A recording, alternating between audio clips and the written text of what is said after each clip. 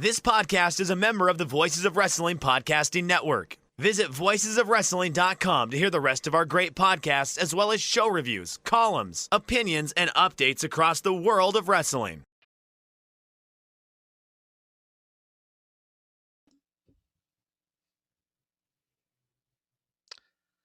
All right, stop what you're doing because I'm about to ruin the image and the style that you're used to. All around the world, it's the same song. R.I.P. to the great Shock G, a.k.a. also Humpty Hump of Digital Underground, who passed away this week. Young Jeff, a big Digital Underground fan. Let's get the names out of the way. I am Jeff Hawkins at CrapGame13 on the old Twitter. Chris Novembrino at DWATG. On the Twitter, at Shake Them Ropes. Also on video, should Jeff screw up the audio, at YouTube on the Voices of Wrestling channel. Look, people, we need to talk a little bit. There's a social compact between you, the listener, and me, the host of this show. Chris, not so much involved. Chris, I choose to abdicate from my part of the social contract, and this is as the middle here. class, as the middle class, it's my prerogative. Well, this social contract is that Jeff, not an audio guru. I know enough to be dangerous. I will screw up the audio once a week, once a year. Weekly basis. Once a year, I'm going to upload audio where I've kept a track in that's overlaying because I'm trying to edit things together. Because you see, Chris strong-armed me for money to stay with the show or to keep producing the show. He goes, I'm not doing this show if I have to produce it. So you're going to have to do it. It's like, all right, fine. I'll use my limited but somewhat decent knowledge of audio tracks. So here's what happened, Chris, because this involves you and your audio. Meh. Yeah. That's my Seth Rollins. Oh, my Seth Rollins impression came out. Ain't that great? You're not looking like Seth Rollins all clean. No, I'm not. I was scared just of that. not taking Coward. that bait. Not taking that bait. Look, man, one day you just show up and Becky Lynch mistakes you for him, and you're happy. All right, here's what happened. I have the show synced, locked, loaded, pared down to one track, ready to upload this thing, and I'm just doing one click gloss over, and there's a space right at the end of the show. I'm like, what is going on there? So I give it a listen. And it's right as Chris is making his final point about Raw and also doing his plugs. And I'm like thinking, I could leave this blank space in there, get a few complaints that, hey, the last 2 minutes of Chris's audio cut out, upload this show and be happy. But no, not Jeff. Chris is already logged off for the night, off talking to cats, imbibing other things. So I take it upon myself to clip Chris's audio because I don't want the criticism of, oh, Jeff, that authoritarian in his heart. He didn't want people to hear about Don't Worry About the Government. The people know that they can go to don'tworry.tv or get on patreon.com/DWATG or check out the YouTube channel or on iTunes, on Stitcher, on Spotify. The people know that Don't Worry About the Government is available on lots of different mediums. And that's what's so great about the people. We have a smart audience and a very handsome, attractive audience. So anyways, Jeff uses the Zoom audio to plug it in there, and he leaves the Zoom audio track on this new version. So it makes it sound like there are 2 tracks of Chris talking at the same time to Jeff with different audio, different points in the show. So I screwed up, all right? It happens. Okay? I'm sorry. And this is what Chris and I talk about off air sometimes. It's like, this is the only time I get show interaction.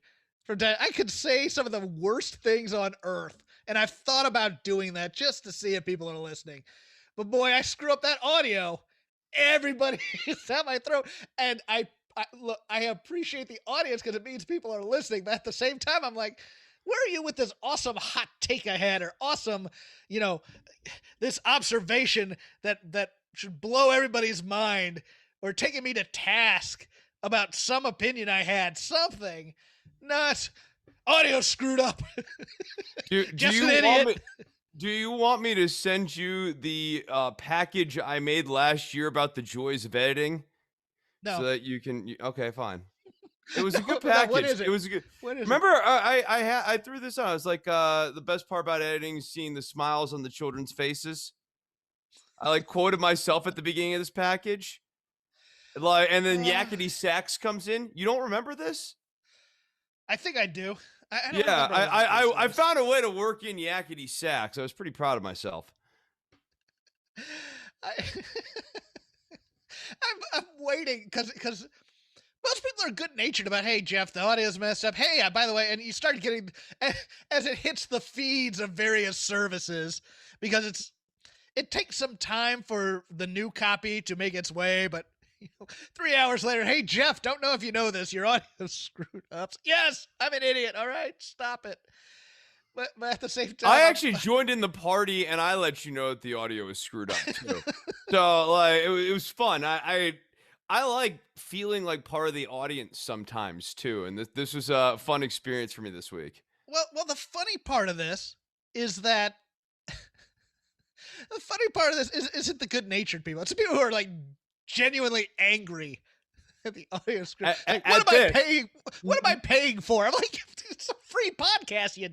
I don't know. What are you paying for? Do you want to pay? What are you gonna do to please me? No, we can help you with that, please. Yeah. Sir, I am displeased with your audio malfunction. What are you gonna do to sate my anger right now? I'm like, it's a free dopey podcast by a guy who's way too old to be doing wrestling podcasting. And a guy who's kind of in it for the laughs. Let's face it, Chris likes this show, but it's not a passion of his to talk wrestling necessarily at times. I would say that it is a fair characterization of my passion for wrestling, that like it's like an important part of my life. He's like looking for the love though sometimes. Me? No, Yeah. I mean, like I like I can't say that I am at my all-time peak interest level with wrestling. Like I would Yeah. say it's probably fair to say that I was more into it 5 years ago than now, but I still like doing the show and I like doing the podcast, and like I remain hopeful. But it's not like there's an untalented market of wrestlers. I No. remain hopeful that good stuff will I happen. like the boys. I like wrestling. I like wrestling a lot. Sometimes, as we will get into, talking about some of the companies, Yeah. occasionally becomes a thing. And with that, once again, I will plug our sponsors, because I did not do that top of the show. But once again, we are sponsored by Manscaped and MyBookie. More on them throughout the course of this show. Starting with, we did not do a rundown before we hit on air, so let's see if Chris wants to talk about Trash Bag Gate. Okay. Mark Carano, Senior Director of Talent Relations for a number of years, also as seen on Total Bellas / Total Divas, let go by WWE on April 22nd, this from the Wrestling Observer, after a public embarrassment when Mickie James Aldis noted that after being fired last week, her belongings at the company were sent back to her in a garbage bag by Carano. She wasn't the only woman who got her belongings sent in a garbage bag this past week. Multiple female performers have confirmed the same thing happened with them this week, and it has happened in the past, some claiming dating back more than a decade. One woman noted that she was actually sent the belongings of another woman in the garbage bag that arrived at her place of residence. This was noted by Paul Levesque, Stephanie McMahon, and John Laurinaitis. As soon as the story broke, the person who did this, who wasn't named, was fired immediately. Quote, one of the performers, we have drawers that travel as well as bring in stuff from home, so we leave little things we may need from week to week. Our gear, makeup, shoes, etc. We take our gear bag home, but a lot of people have heavy gear that is easy to leave at the venue.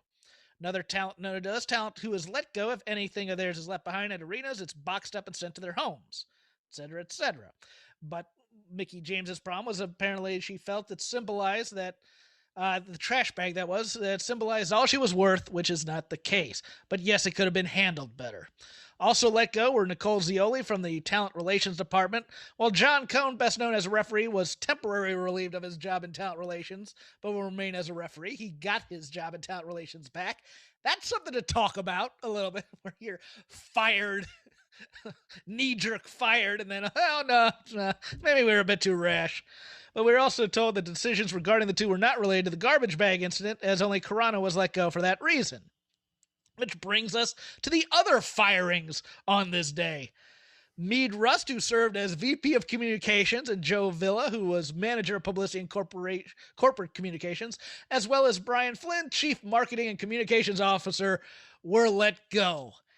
That, to me, screams PR disaster. This got out. Sack everybody who was involved in messaging. I'm going to go a different direction. Okay. This is political, and that this is being used as auspices to do a cleaning of house.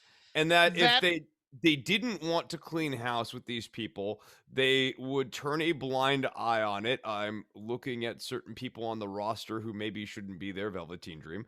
That there's a history of this company finding a way to get over stuff, and there's also a history of this company finding a way to use stuff that they should be legitimately upset about as a way of doing less noble things.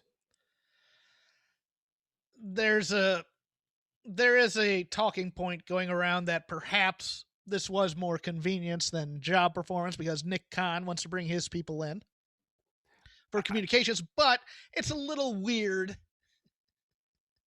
that the communications people were let go on a day where communications failed. Okay, let's walk it back to a little bit. Yes, you have this trash bag thing. Like, do we really believe that there was a meeting of like multiple people all standing around Mickey James's stuff, and they're all looking at it, and they're like, "What are we gonna do with it, boys?" And one person speaks up, and they're like, "I've got an idea, sir. We're gonna throw in a trash bag." No, let's have a vote on this first. Everyone's like, "Aye, yes, throw her stuff in the trash bag." I mean, I think yes, but that makes it worse, Chris, because they were firing over perceived optics of a situation. Right. No, that's what I'm saying. That's what leads me to believe that this is political. I believe it is political because if you wanted to fire someone because you thought, hey, what you were doing here was kind of like somewhere between sexist and just bad business, then you would fire that one person. You might even name and shame them on the way out. In this case, they use this as like, oh, this is part of a systemic failure. And it's like, not a systemic failure. This is a gross decision.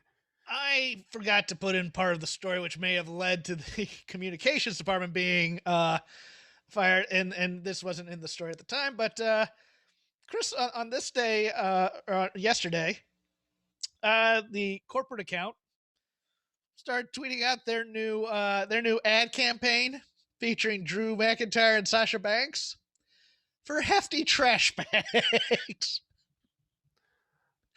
But let's wind this back again. Like they got a new deal with hefty trash bags.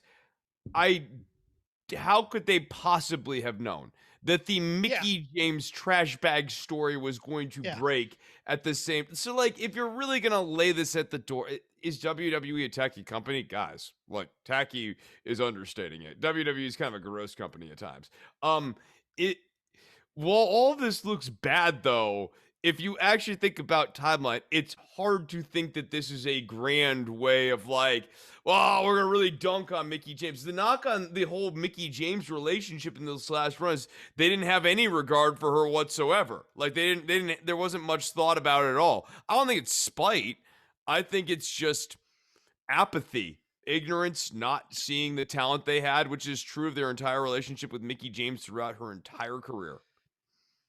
Yes, and she should have been the exception to the rule. She should have been allowed to come back, say goodbye to women that she's mentored, to women who looked up to her, to women who grew up wanting to be her. Yeah, we've said this on the show before. She is the third wheel of the classic women. Trish Lita. No one mentions Mickey James. They mistreated her on her first run. The whole Piggy James story, things like that. I was not fazed by this at first, although I'm not going to defend WWE, and I'm not going to scold anybody who was angry at this. I'm not, because I've worked in big law. I've worked in Hollywood. I was cut from a major college football program. This is part and parcel. At big law, they don't care about you. They want you out of the building. Bring your keys and wallet. We'll mail your stuff back to you. Somebody from your department takes a file box, usually from whatever service you're using for shredding and stuff. Like Iron Mountain was ours. They throw all your crap in there. They take it to the mailroom and they put it in a bigger box. There's no bubble wrapping, fragile things and stuff like that. Trash bags tend to be fairly accessible. Although this is a company that does move through trucks every week into stadiums. So perhaps they could have used a little bit more care, but I viewed this as, no, trash bags are accessible. Send the intern down to clean out the thing, and we'll send the stuff back to them. I mean, the thing I'm thinking about too is just, so you want to take items like clothing and, boots, shoes, and other stuff, make sure they're all intact, water protected. They're gonna get sent in a package. What's the easiest way to do that? And like, you bring out the trash bag. I would do that I've seen people do that with moves. I would do that, if I needed to real quickly just make something kind of sort of water resistant. I'd take the stuff, wrap it in a trash bag, because you can get a bunch of them. And if it's like a hefty bag or something like that, that's solid, that's solid resistance. It'll hold up. Those hefty bags are great. I've been hearing about them on WWE TV. Yeah, in sports, it was either a laundry bag or a clear bag, so they made sure you weren't taking your playbook or anything out of the office there. My locker was raided by other players who stole my shoes, and that, because it would be better, I suppose, if WWE maybe had like their own little like proprietary WWE stamped bags or whatever to send off the final goods. A little more thought. I think this story is emblematic of like the kind of tactless way WWE separates relationships, and like that is the that this I is think reputation. Is the this is reputation driven. Yeah, it's the deeper truth about this story. It's not, oh, we think Mickey James is trash. It's that when we stop working with wrestlers, we generally don't treat them with a whole lot of respect, and we send them their stuff back in like a bag, and we don't even let them come in and get their stuff or say goodbye or anything like that. We fired people in our most profitable year by claiming budget cuts, and we sent them their stuff back in a trash bag. Yeah. And then the optics of it, yeah. And that's something that's something your PR department can fix either, which is, again, I want to be clear. I was not putting up a defense of them at all. I was sort of positing that this is a company that's taking this bad thing and doing another bad thing with it by cleaning house in their org chart. Also, because eyes were on WWE, perhaps tying into this, Q1 call was on Thursday as well. Let me explain something to people, because these calls are the same every year or every quarter. They don't say a whole lot. Things are going to be great. The thing that drives me nuts, and Chris, we talk about this all the time, our metrics of what makes a good wrestling program and what makes success for a company are not their metrics for it. So these, for lack of a better term, I'm going to say dopes. These dopes who get on the conference call when it's time for Vince McMahon to speak and go, hey guys, are you concerned with, how are you guys addressing the bad creative in this company? They don't view it as bad creative, and they came back with this. What do you expect that the numbers are? I gave away the answer. I was going to say, what do you expect the answer to that's going to be? And it's going to be, well, if you look at our YouTube numbers, there's a lot of fan engagement right now. And, we don't see any issue with the creative. We don't understand this problem. this sector is doing well, this, that, and the other. Social engagement. Peacock is very pleased with the ratings they're getting. And they'd probably argue there's a cause and effect relationship between creative and profitability. And if we're profitable, then is our creative really all that bad? Yes. This is obviously a logical fallacy from anyone with a literary background. Yes. But in a business sense or in a business argument, it is fairly compelling to the investor class. Yeah, this is getting on a McDonald's call for earnings and go, why don't you use better beef? Yes, you guys, fundamentally, your Egg McMuffin sandwich has bad component parts, like the egg or the dare you? No.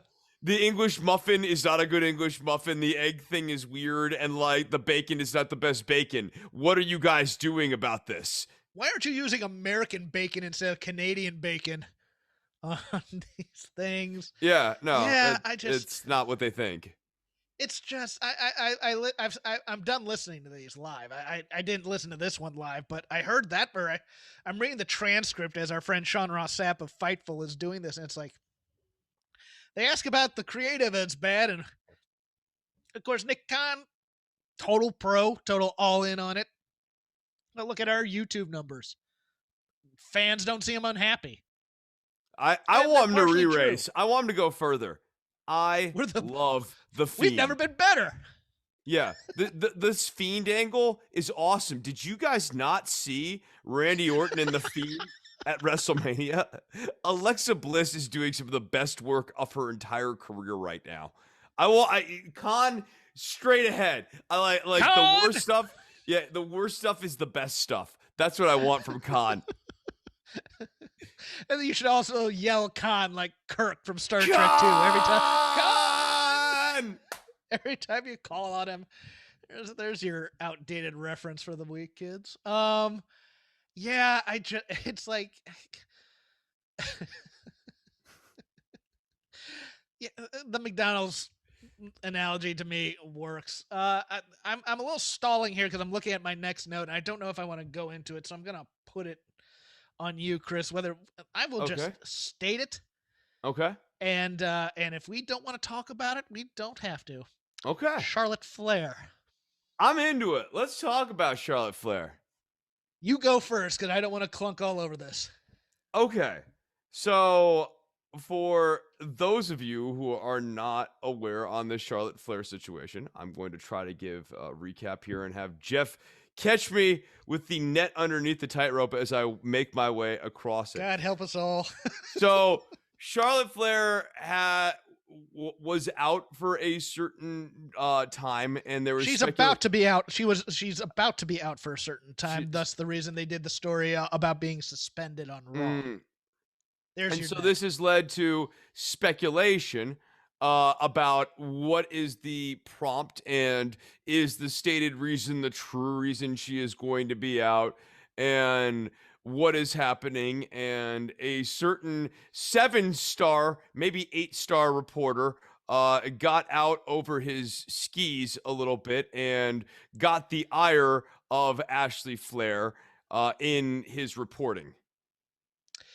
Yes, what he did was he added the context of, well, you know how they are, and look, if you know the stories of Kevin Dunn and Vince not finding people cosmetically pleasing, he added that into the reporting of what she was going to be out for, which to me, it's, unless she the thing here for me. You know what? The thing here for me is twofold. You're gonna have your thing. I got a different thing. Right. I think that this is irresponsible reporting.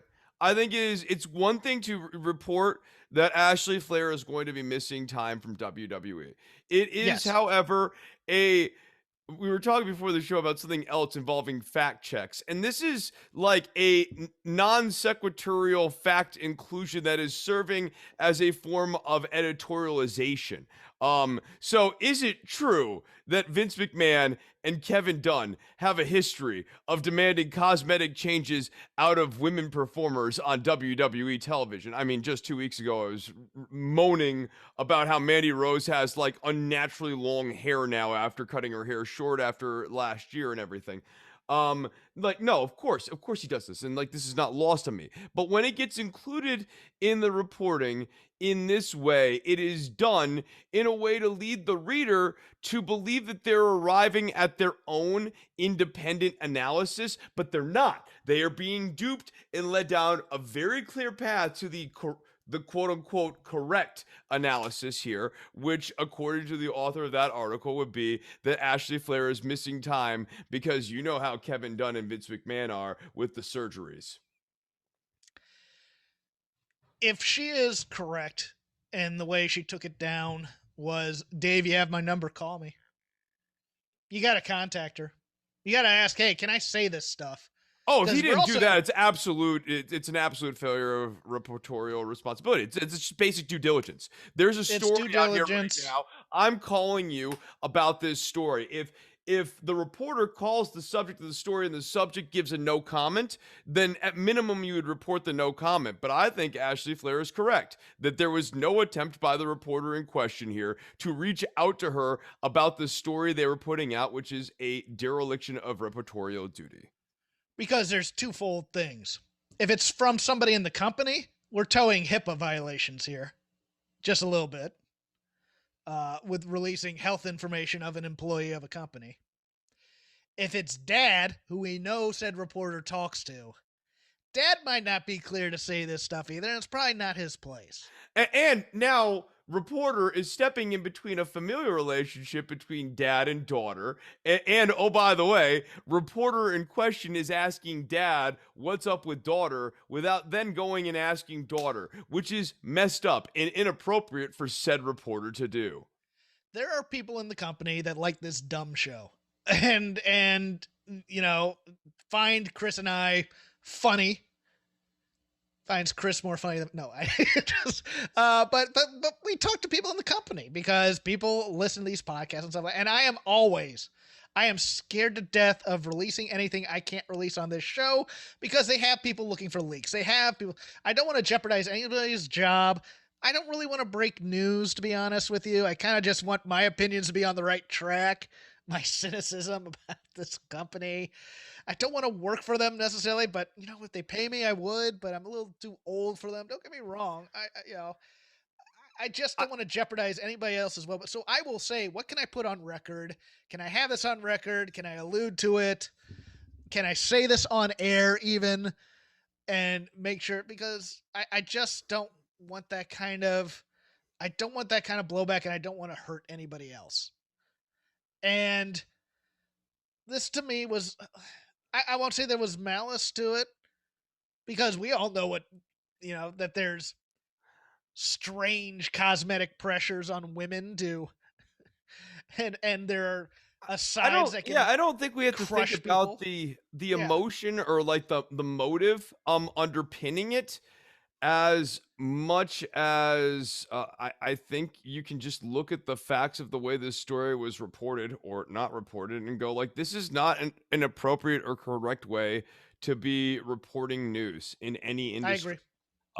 If you have access to somebody, ask them. That's pretty much my and Ashley Flair and the Flair family has made it very clear that this reporter does have access to them. And I think it was not all right.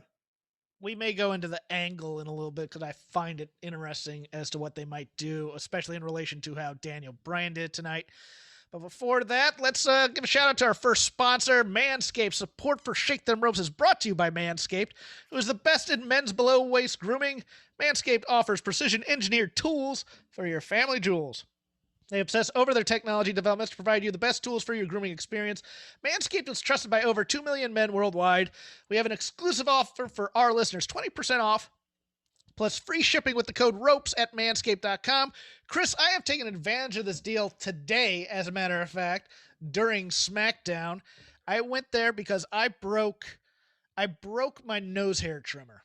And as a balding man, or as a bald man, I am convinced the hair just recedes into your body and just decides to grow out in other places. I call this the redistribution of the follicles. Yes. So I got the hair, I got the ear hair I got to trim. I got the nose hair that can get out of control. Now that we're on camera, I got to be a little bit more conscious of that. So I went there and used the thing to get a new, they call it the weed whacker.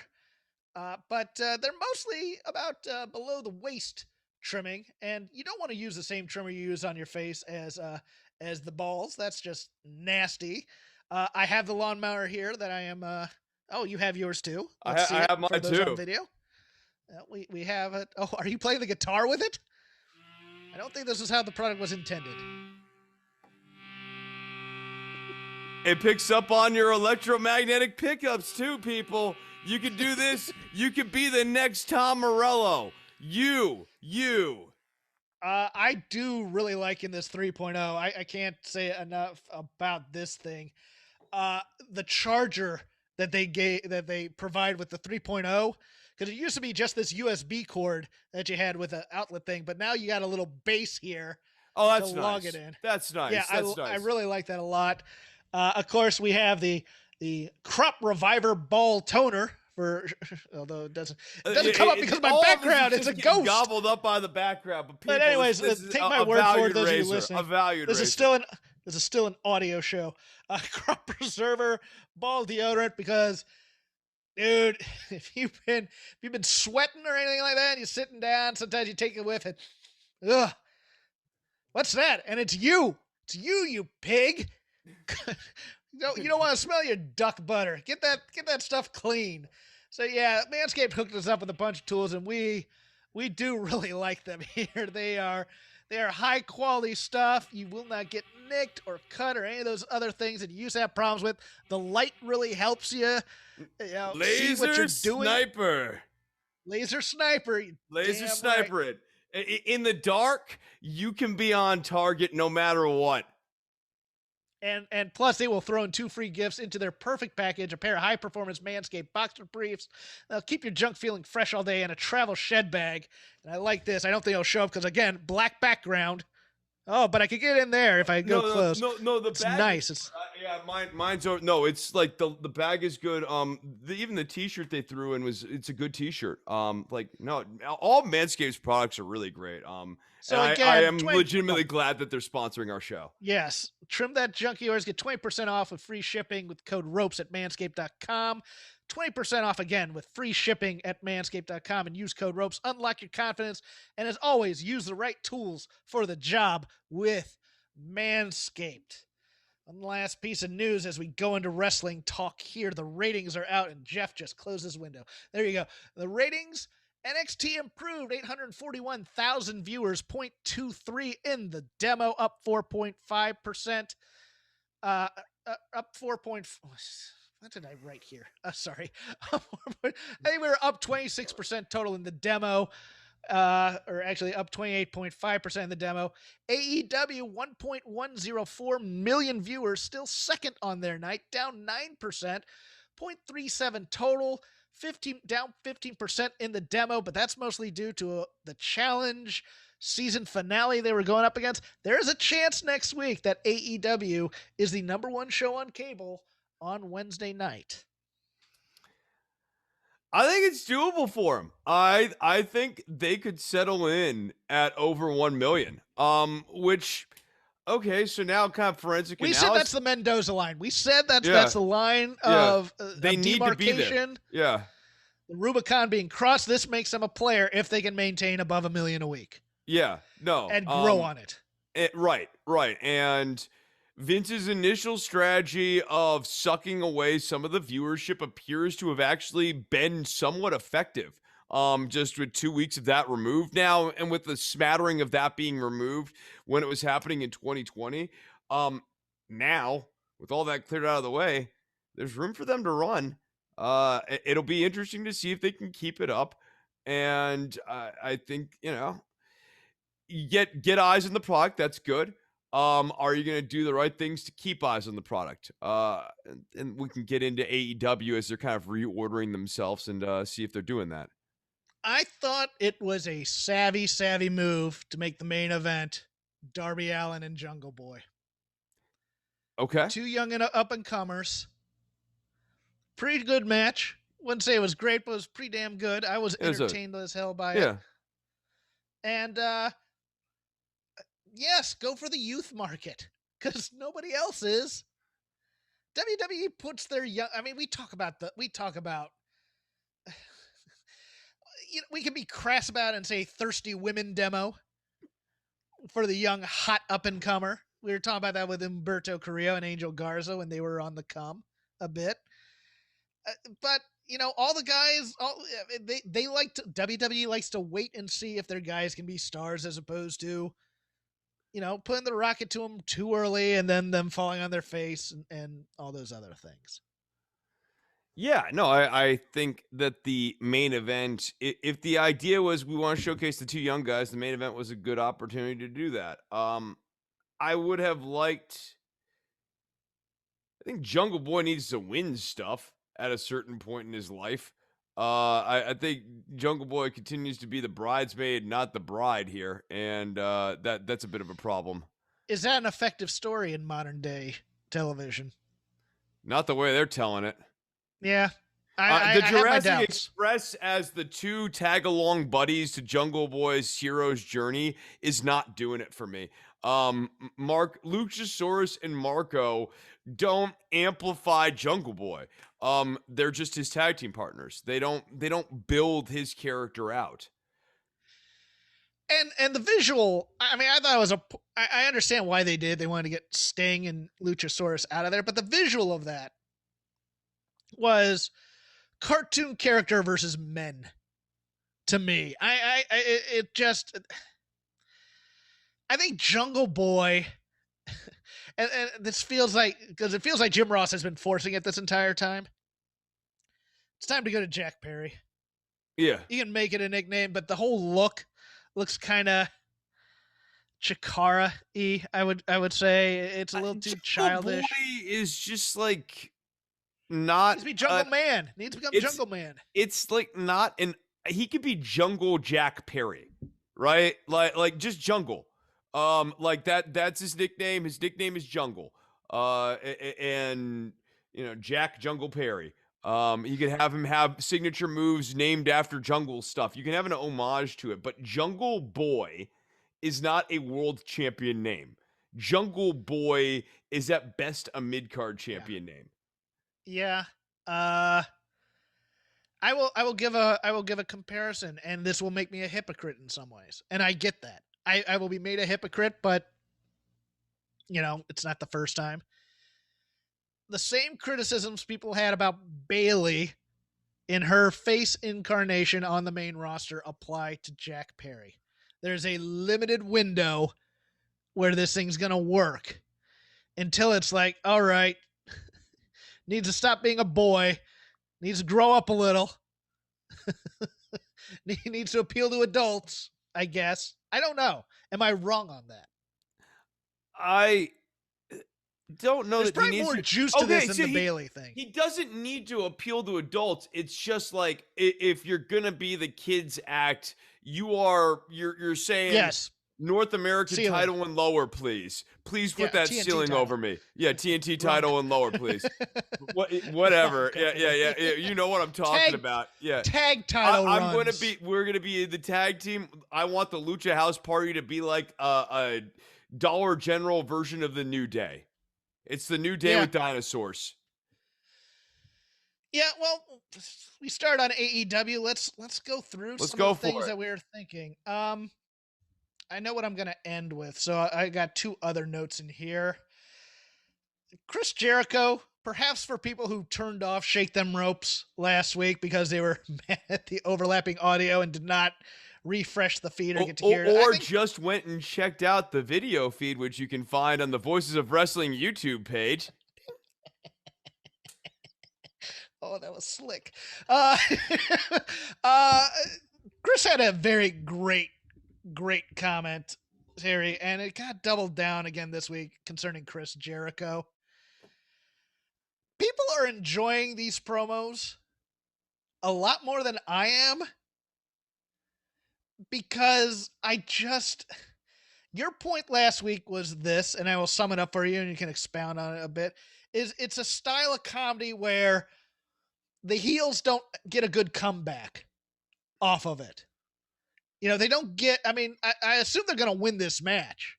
I assume that's going to, unless they get a beat down during the parlay. And oh my God, I can't believe they did that. And then the babyface get that. But Jericho's style here is not. I just want to see these guys be fiery and want to fight. I don't want to see the jokes. I thought Santana did a pretty darn good job here in terms of his seriousness. I think Sammy's doing okay.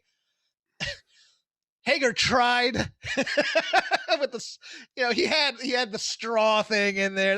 The prop comedy was there, but Jericho's the weak link in these promos for me in terms of this is a blood and guts match, dude. the Pineapple not taking this seriously is trying to make fetch happen. Oh, it is so cringe to watch him force the issue on the pineapple, and it's dad joke. That's a dad joke territory. Dad joke. And like that's kind of an example of what I was getting at last week, where it's like a thing that like, how does MJF or the Pinnacle react off of this? Like it's dumb. It's not funny.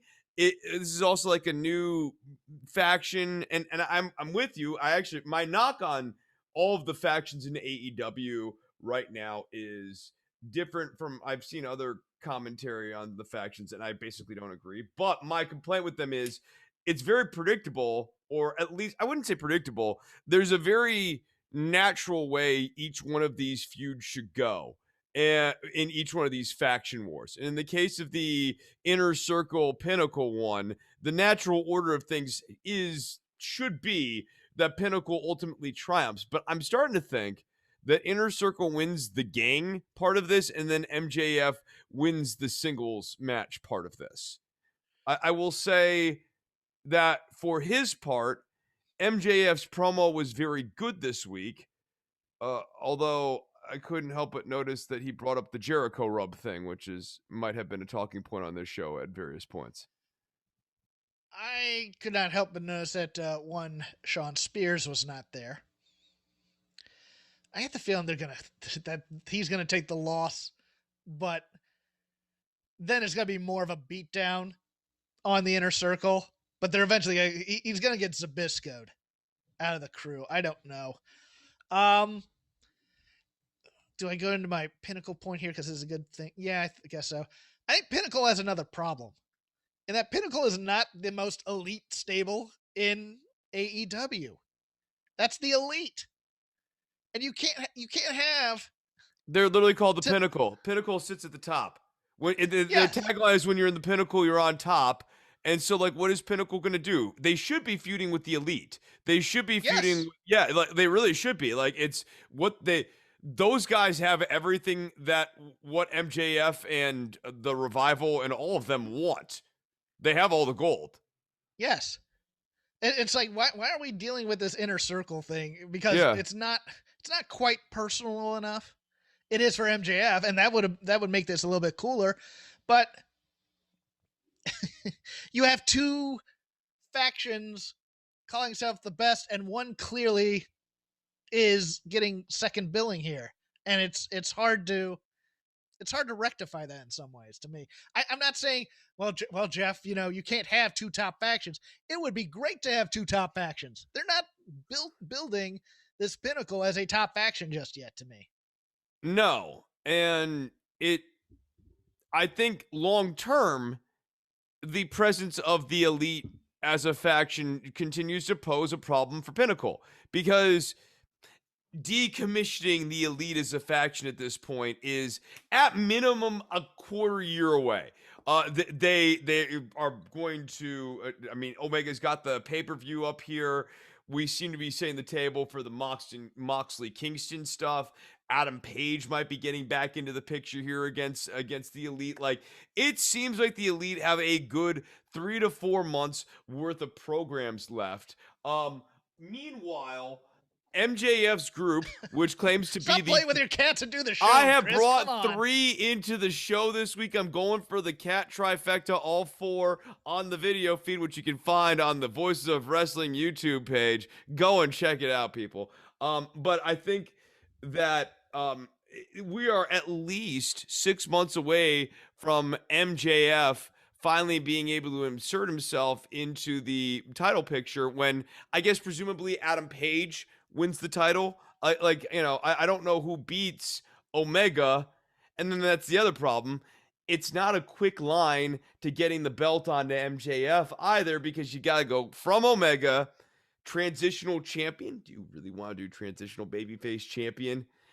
And then MJF. You could say, oh, we're going to put him in the chase, but transitional babyface in the chase after losing the belt, that is not a great slot. Historically, that doesn't play out well for the performer who gets tasked with that role. So that's my problem with Pinnacle, as I think they're a fundamentally fine faction, but like I guess MJF needs to win the North American title from Darby Allin relatively quickly here. TV title. TNT title. TNT North, whatever. They're all mid-card title. I'm just gonna call them mid-card titles. Mid-card title. Call them, yeah. Yeah. Alex Abrahantes as part of Death Triangle. Penta says, I'm another corner on this triangle. This is the dude who leaves the office job to join a motorcycle gang. The lameness of the dancing, I don't know if I'm endeared by it or if I'm annoyed by it. Help me out, Chris. Am I being too harsh on this? For a team with Penta. Okay. Who is he's sports entertainment Penta, yes, right? Yeah. Spentagon Jr. I like Abrahantes. I find if I'm speaking my truth, I find him entertaining. I hate what we're doing with Pentagon, so I had to calibrate it against the fact that I absolutely loathe this Pentagon character. And so, in the context of this crap house Pentagon character, I like Abrahantes' inclusion.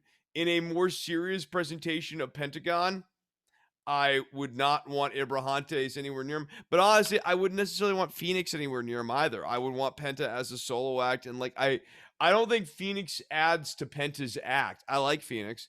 I think he's a good wrestler and everything. I just he's not a complimentary heel to Penta in the right way. And I think Penta is just like this. Watch those old Lucha Underground episodes from seasons 1 and 2. He just is this force of nature on those shows. And now a litmus test to see if the angles that they run on AEW are effective. Chris Novembrino. What is the name of the gentleman who had a balsa wood chair broken over his head? His name is Camarado. Okay. It's effective. Took you a second or two. That should be instant. That's a main event angle type thing. This is a spot with a long and storied tradition in the Rhodes family. Of course, first used by Dusty, I believe. Ray Traylor as Big Bubba Rogers was the first to get this one. Yeah. He may have used it in Florida before that, but I don't remember that. He used it prior to the War Games on Meng to help make him look like more of a threat when it was Bodyguard Meng as part of the stud stable, as you might recall. Meng, by the way, not in that War Games match, which is very weird. I mean, am I wrong? Did they do this spot with Wardlow before Cody and Wardlow? Because I swear they did it in AEW. And I'm not sure if I'm misremembering or not. The problem with this spot is that we have desensitized chair shots. Yes. And so chair shots don't have the oomph that they should. And in order for this spot to be cool, right, it's got to be a wood chair, because you need to do it, and then like the chair explodes, but the person stands still. Like that's the visual. But it makes no sense in the context of metal chairs. That's the whole thing. Right. In a gimmick chair. Where we had unprotected chair shots in all of the late 90s, and yes, we got away from that, but like people still, wrestling video games, you grab the chair and you hit someone with the metal chair and you keep hitting them with the metal chair over and over again. I mean, what we would want is something that we obviously can't do, where Camarado gets hit in the head with a steel chair to just like kablong, like dents, and like Camarado's still standing there. That's not safe. I don't want him to actually do that. But like visually, what we as the audience are conditioned to want is essentially something of that level of gravity. And so I feel like the exploding wooden chair spot is out of time because we don't have wooden chairs as a regular feature of wrestling. I think you're right. And I think also just moving on from that spot and doing the rest of the show desensitizes it too. If this had ended the show and you really wanted to make Camarado a thing, like a main event type of thing, and the problem is he's up against the Nightmare family, which this is a mid-card feud. Yep. And this is not the time to pull out that spot just yet. There are other things you can do. Now, when you want to elevate this QT factory thing as a crew to be reckoned with, then you pull this out. But doing this mid-show and going, well, moving on, as opposed to, oh my God, did you see that? And then just fading to black, I think that would have been the stronger choice. Yeah, no, or I mean, Marshall needs to cut a promo about a go-go and Camarado at this point. I did really needs to appreciate get them over. I did appreciate a Go-Go's as a Brit. I can't stand being here in America because there is some animus. Really? You like that? Dude, dude, if you talk to British sports fans and like British people on the F4W board too, there's a lot of national pride in there as to you Yanks, you're uncultured, you're this, you're that. I know it's a trope, but it's real too. There's a lot of, and and I'll troll them. I go, I don't talk to people in third world countries. We're not third world. When I want to be edgelord, and I'm kidding. No, that's real. Found it to be very uncompelling. I think it's weird that the guys Agogo is saying next to, all effectively from America, he's like, America sucks, and like they have no reaction to it, and QT's just like, I'm gonna get you your money. It's like almost like not, I mean, there's people who aren't particularly political, but like this was beggared belief when it came to the level of apoliticality to have someone just be like, America is a crap country that doesn't do anything right, blah, blah, blah, blah. I hope you get paid, good sir.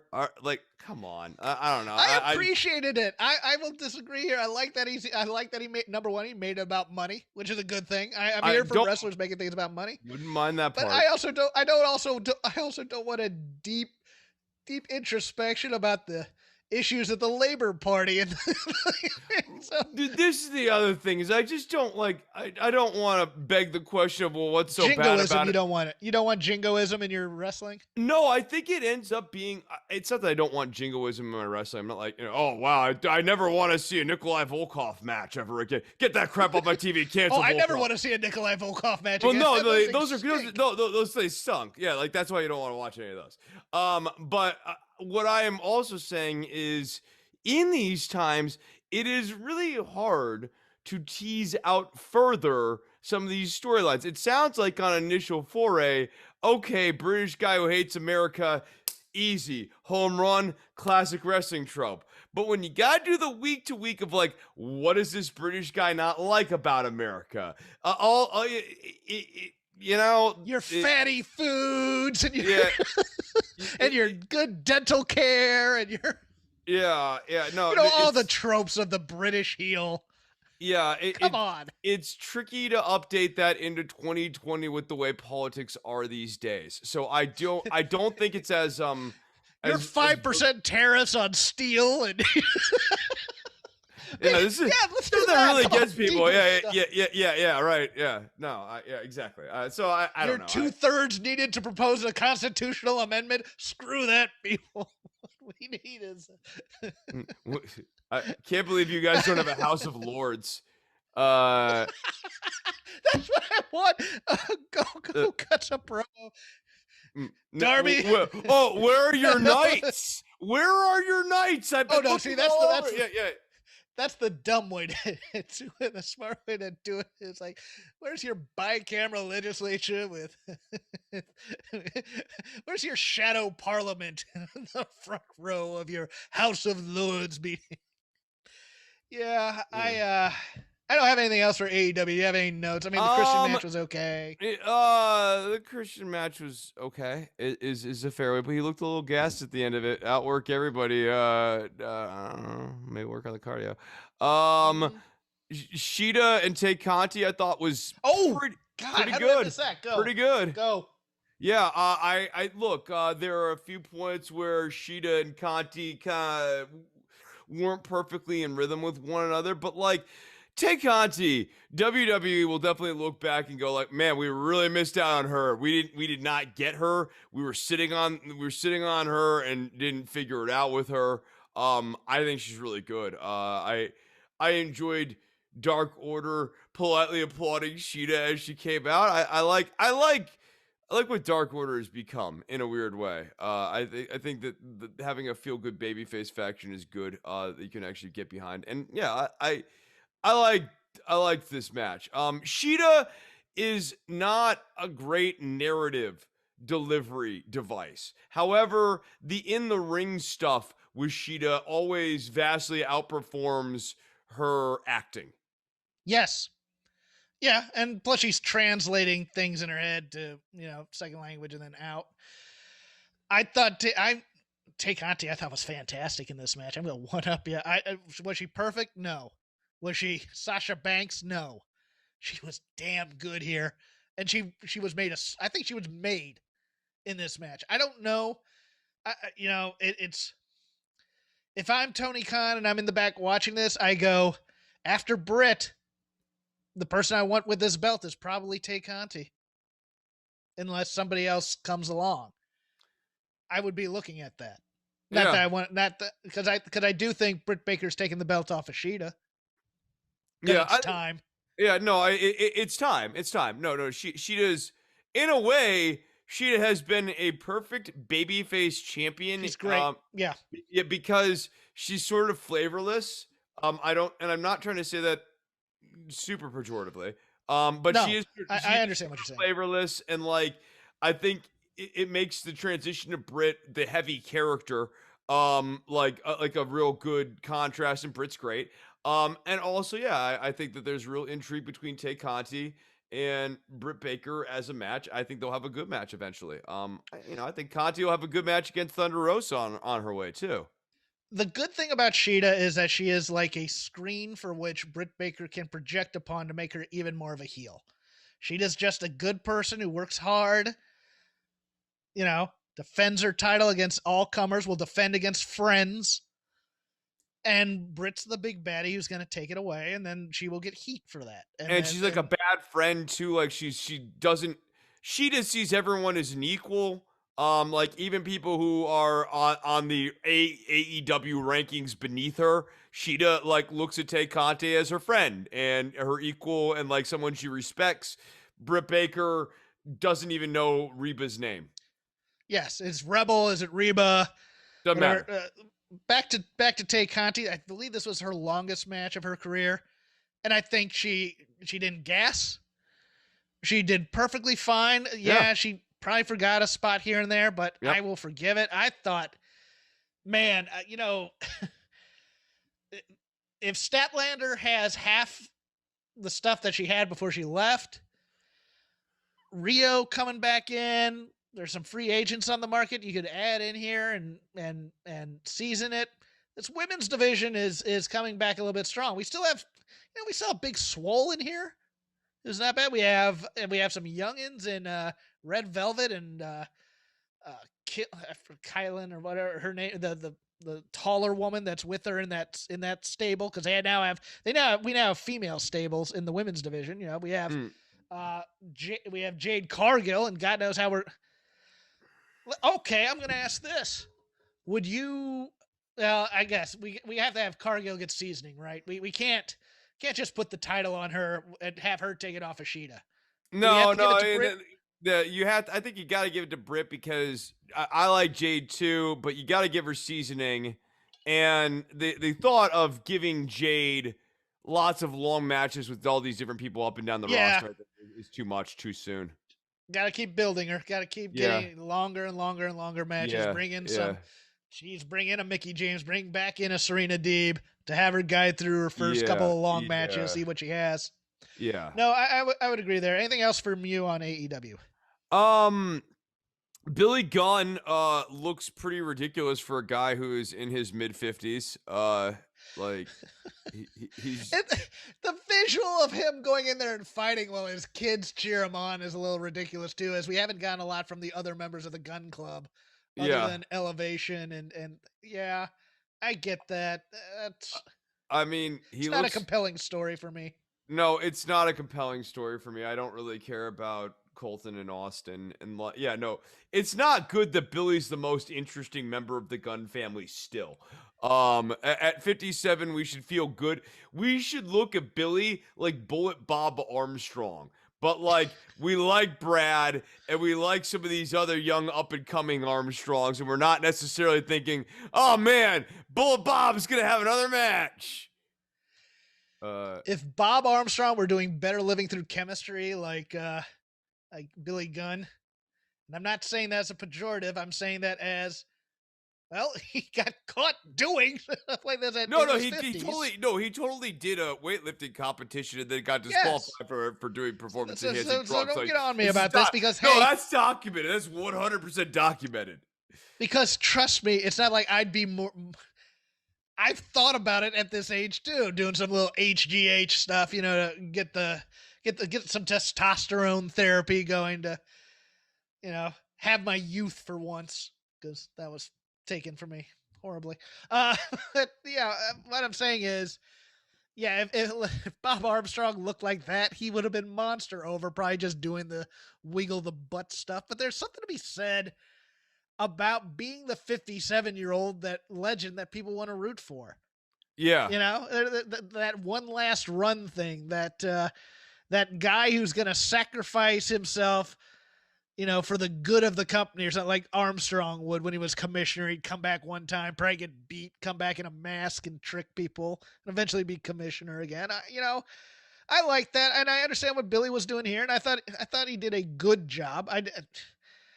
I don't see the value in building up QT Marshall, to be honest with you, especially if his guys are going to cheat for him. This is the other knock-on factions. There are too many in this sense.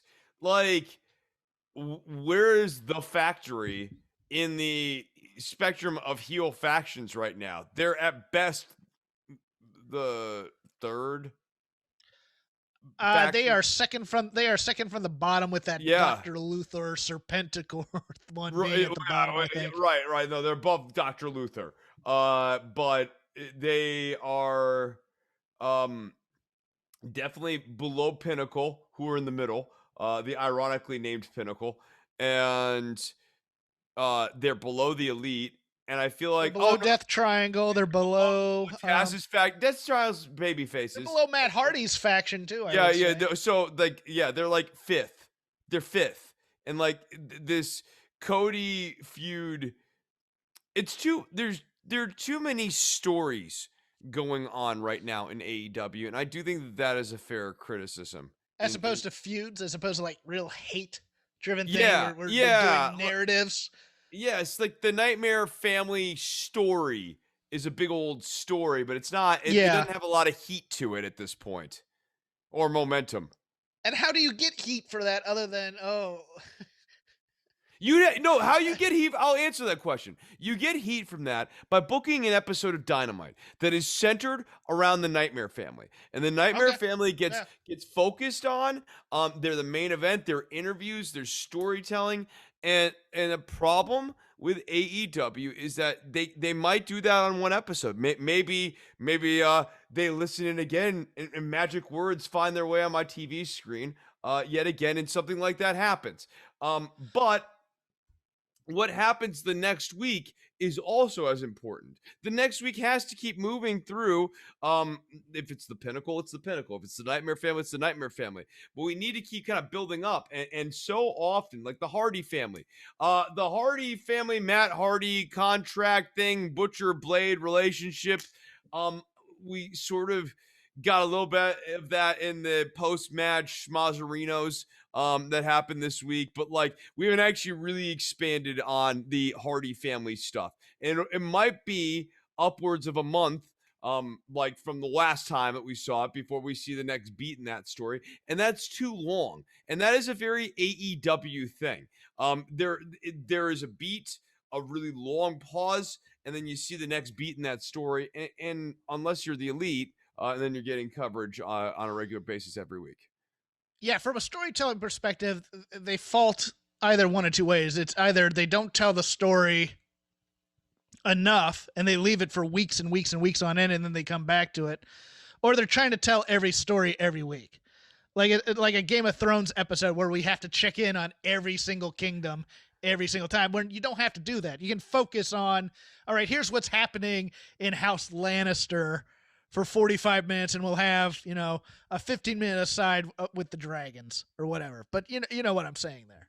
Yeah, no, and AEW's episodes, I think, are better when they're more like kind of some of those old episodes of TNA Impact, when they used to go. I mean, like, there used to be too much stuff on some of those episodes of TNA Impact, but those at least made for a more compelling watch than the story this week, especially if you don't care. Let's say you're not a huge fan of the Elite storyline with Kenny Omega. Sometimes you feel like you're stuck in that for too long. Agreed. Give a shout out right now to our second sponsor, mybookie.ag. Let's wing this copy because the copy's too old. But hey, kids, we are getting into money time because we are about to get into playoff season with the NHL and the NBA. Hey, the NBA or the NFL draft is this weekend, I believe, or is it next weekend? Jeff can't remember, but it's around this time and it's coming, so that's right around the corner. Hey, you know what? No matter the sport, no matter the minute, MyBookie puts the action in your hands. Sign up today at mybookie.ag. Use the promo code ROPES to secure a deposit bonus up to $1,000. Make sure you use our promo code so they know we hooked you up. Promo code ROPES. Look, they got... Oh, you can bet on the Oscars. That's this weekend. They got betting for that. They got betting on non-sports things. If you're not into sports, you just want to bet pop culture. They got who's going to die first type of prop bets. Hey, if you're grim, you can do those types of things. Baseball is underway. All the in-game betting, all the in-game parlays, all the in-game, inning by inning, you can bet on certain things that happen. You can bet on players, how they will perform. You can bet on teams and how they will perform over the season, over the night, whatever you want to do. Look, trust me, I've used MyBookie. I used it during the NCAA tournament. Broke even, but I did use my promo code ROPES. Once again, mybookie.ag. Use code ROPES because, let's face it, sports is far more interesting when you put money on them. Bet anything, anytime, anywhere with MyBookie. And again, we thank them for sponsoring us throughout the year. Just want to know what they have to say, but hey, come on back. We love them. Mybookie.ag. Okay, palate cleanser. Chris did not watch NXT UK. I did. I enjoyed it. It's a fun hour to be had. What was my boy Joseph Connors up to this week? I want the Connors report. It's time. Up yours, you jerk. Whoa, yes, he was on this show. He was seconding the lovely Ginny in her match this week, which he won. Called out. So you're telling me Ginny was accompanying Joseph Connors? I do not, because look, that's gonna be Slapjack's job soon. Whoa!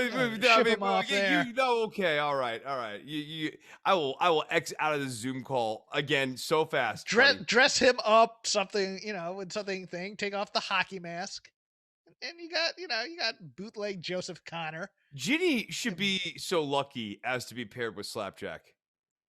She could be Slap Ginny. She could be Slap Gin. I'm not going to go through the entire show, but there was one thing that just tickled me pink. It did, and that's a weird phrase to use because I never use it, but it made me very happy as an old school railing against certain things in wrestling that I don't like things. So, Gallus, main Gallus guy, Joe Coffey is fighting Eddie Dennis. And he gets the pin on Eddie Dennis. And then Primate and T-Bone come out for a post-match shenanigans. Chris, this was what I want in post-match shenanigans. There were no wrestling moves. There's no, power bombs or flips or dives. This was stomping a guy, punching Tyson Tebow punching guys. I just want I want the violence to resonate a little bit more. And I think it doesn't resonate when you're doing moves on guys in a post-match beatdown. Now you hit your finisher. Yes. Now you hit your finish. No, I cannot. You're absolutely right. You've identified, or you put your finger on a thing that drives me crazy, and I don't even realize it drives me crazy. But like now that you say it out loud, no, I hate it. It is so annoying in an impromptu assault to have like. Even Irish whips and stuff, like especially when it's like I need to Irish whip you so I can hit my pop-up power bomb. It's too much. Just go down and beat the crap out of the guy. And maybe at the very end when they are limp, pick them up and then hit your finisher on them as just like the period at the end of the sentence. But it should not be like the thing that breaks them down. Again, another solid main event as well. Mustache Mountain defeating Sha Samuel and Noam Dar. That was a fun little match, too. I really enjoyed that. Next week, we're getting Gallus versus the new Hunt. Eddie Dennis team. Where's my boy Hitchman? Where's the Wild Boar? Is he getting dental surgery, too, because he needs teeth? You know how Vince and Kevin Dunn, plastic surgery is a Kevin cover. Dunn have been very critical about certain performers on the roster, Jeff. I'm not making a statement one way or another. I'm not telling you any reporting I may or may not have. I'm just saying Vince and Kevin Dunn have a history of being critical about the cosmetic appearances of people. And if there's somebody they should be concerned, that's Mark Hitchman. Because I'll tell you what, Mike Hitchman has been objectified by the fans. Some of the comments from some of you people, you guys say that he doesn't want to just be reduced down to his body, people. I love that dude. I know. I'm actually a huge fan. I kid with love. I love Wild Boar. I think he's great. Smaller, scrappy, has that weird. The contacts work for him. He has no the contacts teeth. are dope. Yeah, the contact and actually the no teeth work for him too. So like he's great. He looks like an animal. Put him, yeah. Oh, dude, in a hardcore fed, I would love that guy. Yeah. So let's save NXT because we need some positivity in the world, and let's just do whatever's coming up on the main roster. I'll pick up my notes. Wait. We got to talk about Cool Kyle. No, that's NXT. We can stop. We can do that with NXT. I want to save the NXT. I thought you said save NXT. Okay, all right. I thought you said I want to talk about Cool Kyle too. Okay, but I want to end on a positive note because the end of NXT was and some of the matches in there were fairly positive. That's true. No, I really did enjoy that show. Cool Kyle was an outlier from what was otherwise a good show. We're going main roster time now. Yeah. Raw. I have 3 notes here. First of all, something great. Something absolutely spectacular that they should do more of. This Bad Bunny promo with Damian Priest in their native language talking to actual media. That's how you make stars, guys.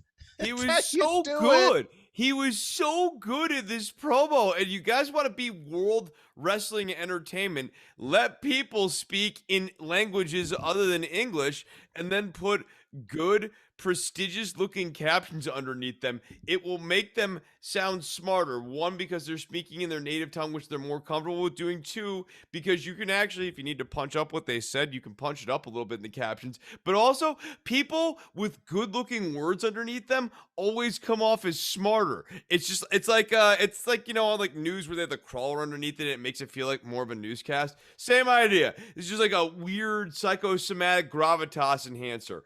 And I thought Bad Bunny's English promo from a few weeks prior to WrestleMania wasn't bad. This was way better than that. And it got across even more that this guy absolutely 100% loved being a part of this whole process. And I thought he was great. I want more of it. Yeah, I agree. Vince McMahon got into the office late. By office, I mean the arena, on Monday afternoon. Started tearing up the script, as some of you may have noticed, because plugged for this show originally was Randy Orton versus Braun Strowman. That did not happen. In fact, it felt like they were going to be doing the same show from last week because it started out with Drew McIntyre and then Cedric and Shelton versus the War Raiders. Adnan Virk, week 2, not showing himself in glory by calling it again the Viking Express when it's the Viking Experience. He's trying. They have a horrible name. The Viking Raiders are horribly named. Yes, the War Raiders would have been better. I agree. My other note, is this Riddle Orton match. Now, don't get me wrong. For stupid comedy, the promo that led to this match, I got a kick out because I've watched that Orton Stone Cold, the Stone Cold sessions or whatever he calls it on the network. And Orton came off really cool on that. Orton came off as a guy, hey, look, I used to complain and my dad put me in my place and said, look, you are blessed to have been picked up so early and gotten this thing, and Undertaker gave you, offense early, and he realizes this now as an older veteran. He goes, I want to kind of give back, and then get yelled at by Vince for giving a young guy too much in a match now. And he came off as the coolest MFer on the planet on this show to me. The promo, I just died at Orton going, this guy annoys me to the point where I want to punch him in the face. And I'm here for that. My problem here was the match. And I'll tell you why. It's the type of finish as a jaundiced, longtime WWE viewer where you know Riddle's going to take 3 losses to an RKO because of it. And I don't know that Riddle got all that much out. He got a nice long match. I loved this match with Orton and Riddle. It was hard hitting. It was vicious. You saw kind of that thing that you really want, where that light turns on in Riddle, where he gets really pissed at some point. That happened, and that was nice. Yep. And I don't mean to steal your thunder if you were going to bring that up. No. But that definitely. But the roll up out of the RKO as opposed to winning with his finisher, that just screams to any knowledgeable fan. He's going to get offense in, but he's not winning this. Or they're going to form a tag team, which I don't know is going to happen. But RK Bro would be funny. He did already float out RK Bro. That's already been put out into the ether. I have a problem with this in that Matt Riddle's character really is annoying. And everyone saying Matt Riddle's character annoying is speaking a truth. He's not fun. And you kind of want to. It's that hard kind of funny. It's that. How do I put that? That sitcom character that annoys you, that was at first popular. It got the big crowd laughing stuff, and now they're going to put him in every episode.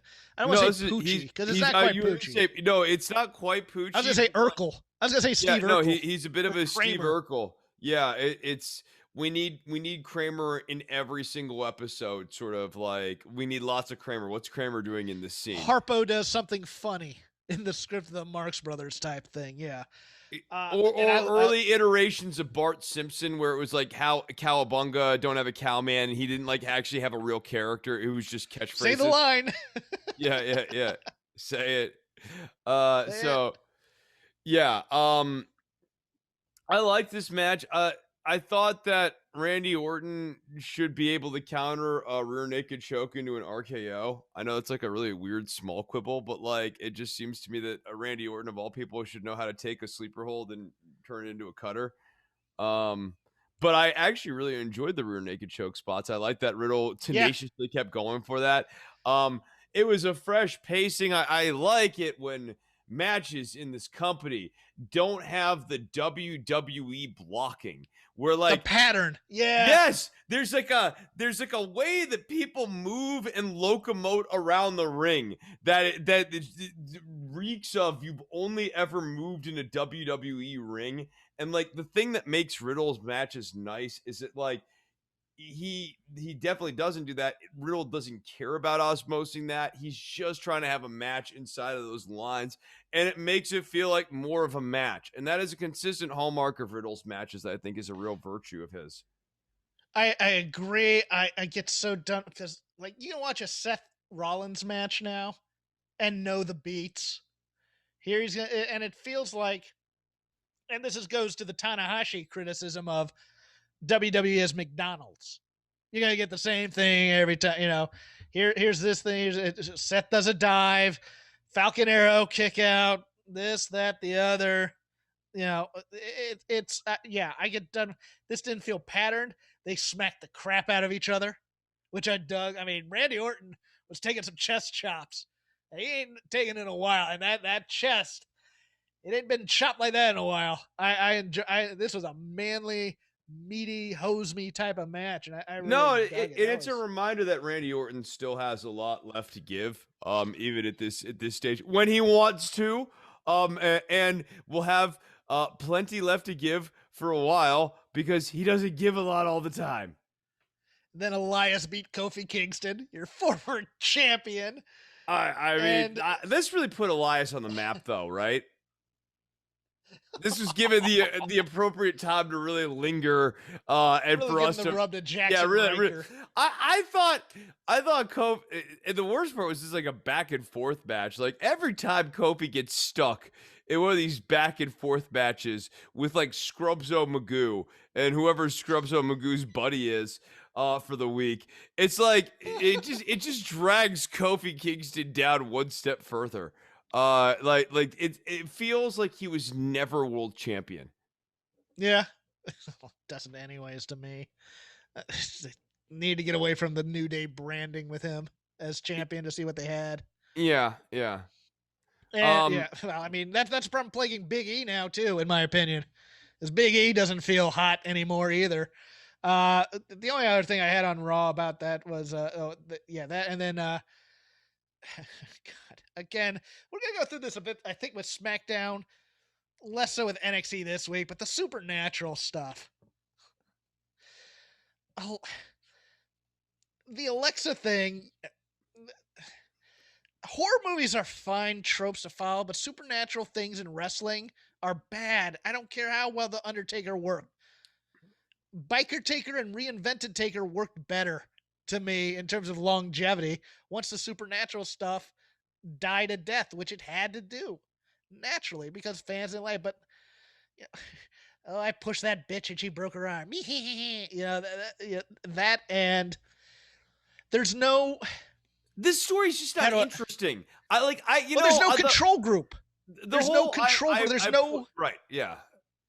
But there's no thing for which the horror to affect in terms of, there's no camp where the teenagers go to make out and don't watch the kids swimming and stuff, and then all get stabbed to death, so you're shocked by it.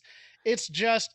I guess they're in this supposed to be Nikki Cross, but Nikki Cross is so far in the rearview mirror that I don't think it was supposed to be her. I'm not sure about that. I thought it was last week, but now I think it's just Alexa in a mask, in a fiend mask. Yeah, it's just not. I don't know. It just lacks. There's no inspiration behind this. When they are writing this stuff, it seems like they spend a ton of time thinking about the visuals, and think not in the slightest why those visuals would need to be there. Like, wouldn't it be cool like Bruckheimer films? if Alexa came out of a Jack in the Box, wouldn't that be cool? Yeah, I guess. Now, what it actually makes me think of more is it's like Twin Peaks without any of the intrigue. How about Alexa comes out of a Jack in the Box? You mean box-like structure? Yes. Oh, well, yeah, build it. Well, why would she come out of a Jack? Doesn't matter, pal. It'll look good. That kind of thing. I'll figure that out. And yeah, no, especially with the rewriting of the show here this week. I'll tell you, whoever wrote this show, you start to wonder if maybe they're having memory issues because they can't seem to remember the matches from last week. Or easy. Our friends will get mad. Oh, I wasn't. Well, you told me that someone came in late in the day and decided that they needed Vince. to rewrite. Yes, Vince, that person. Yeah, I'm not getting mad at your friends. When you said someone, I'm saying that there's a certain person who's getting old, and to do the reputable journalist thing. Commonly, among those who get older, memory loss is an issue that is typical among many Americans. Including the host of this show at times, who can't remember basic names of things he watched this week, because it doesn't matter. More supernatural when we run down a little bit of SmackDown. Dimples Carrillo made an appearance on the show here. I had forgotten all about that, and I don't care. Okay. It's just a shame. I'm noting that Dimples was on the show. He's nothing there. I am, and this will serve also as a transition to the other show. The women's division in Raw and SmackDown is a little muddled. I am interested in your thoughts as to are both of these Rhea Ripley / Bianca Belair title reigns going to be long-term things, you think? Or is it the CM Punk, Jeff Hardy, Daniel Bryan first title, Bayley even first title runs where it's the toe in the water and they go, well, we did that. And then, you crush their spirits for a while and see how they react to it. And maybe they can reinvent themselves in some way and then get a real title run. Are either of these women on that track? And who, yeah. Rhea's the one I think has the issues. I think Bianca, given the fact that we now see the Street Profits being linked visibly, Montez Ford kind of helping advance Bianca's stories along, lets me kind of think Bianca as champion probably a little bit longer term of a thing, because Bianca losing the title is going to be like kind of a beat, a moment. Whereas Rhea, I mean, look, is she a babyface or a heel now? That's my I'll question. I'll tell you what. The thing with Rhea that scares me is it just like we opened the show talking about Mickie James, and it wasn't malice against Mickie James. It was having no real thought about what we're doing with her one way or the other.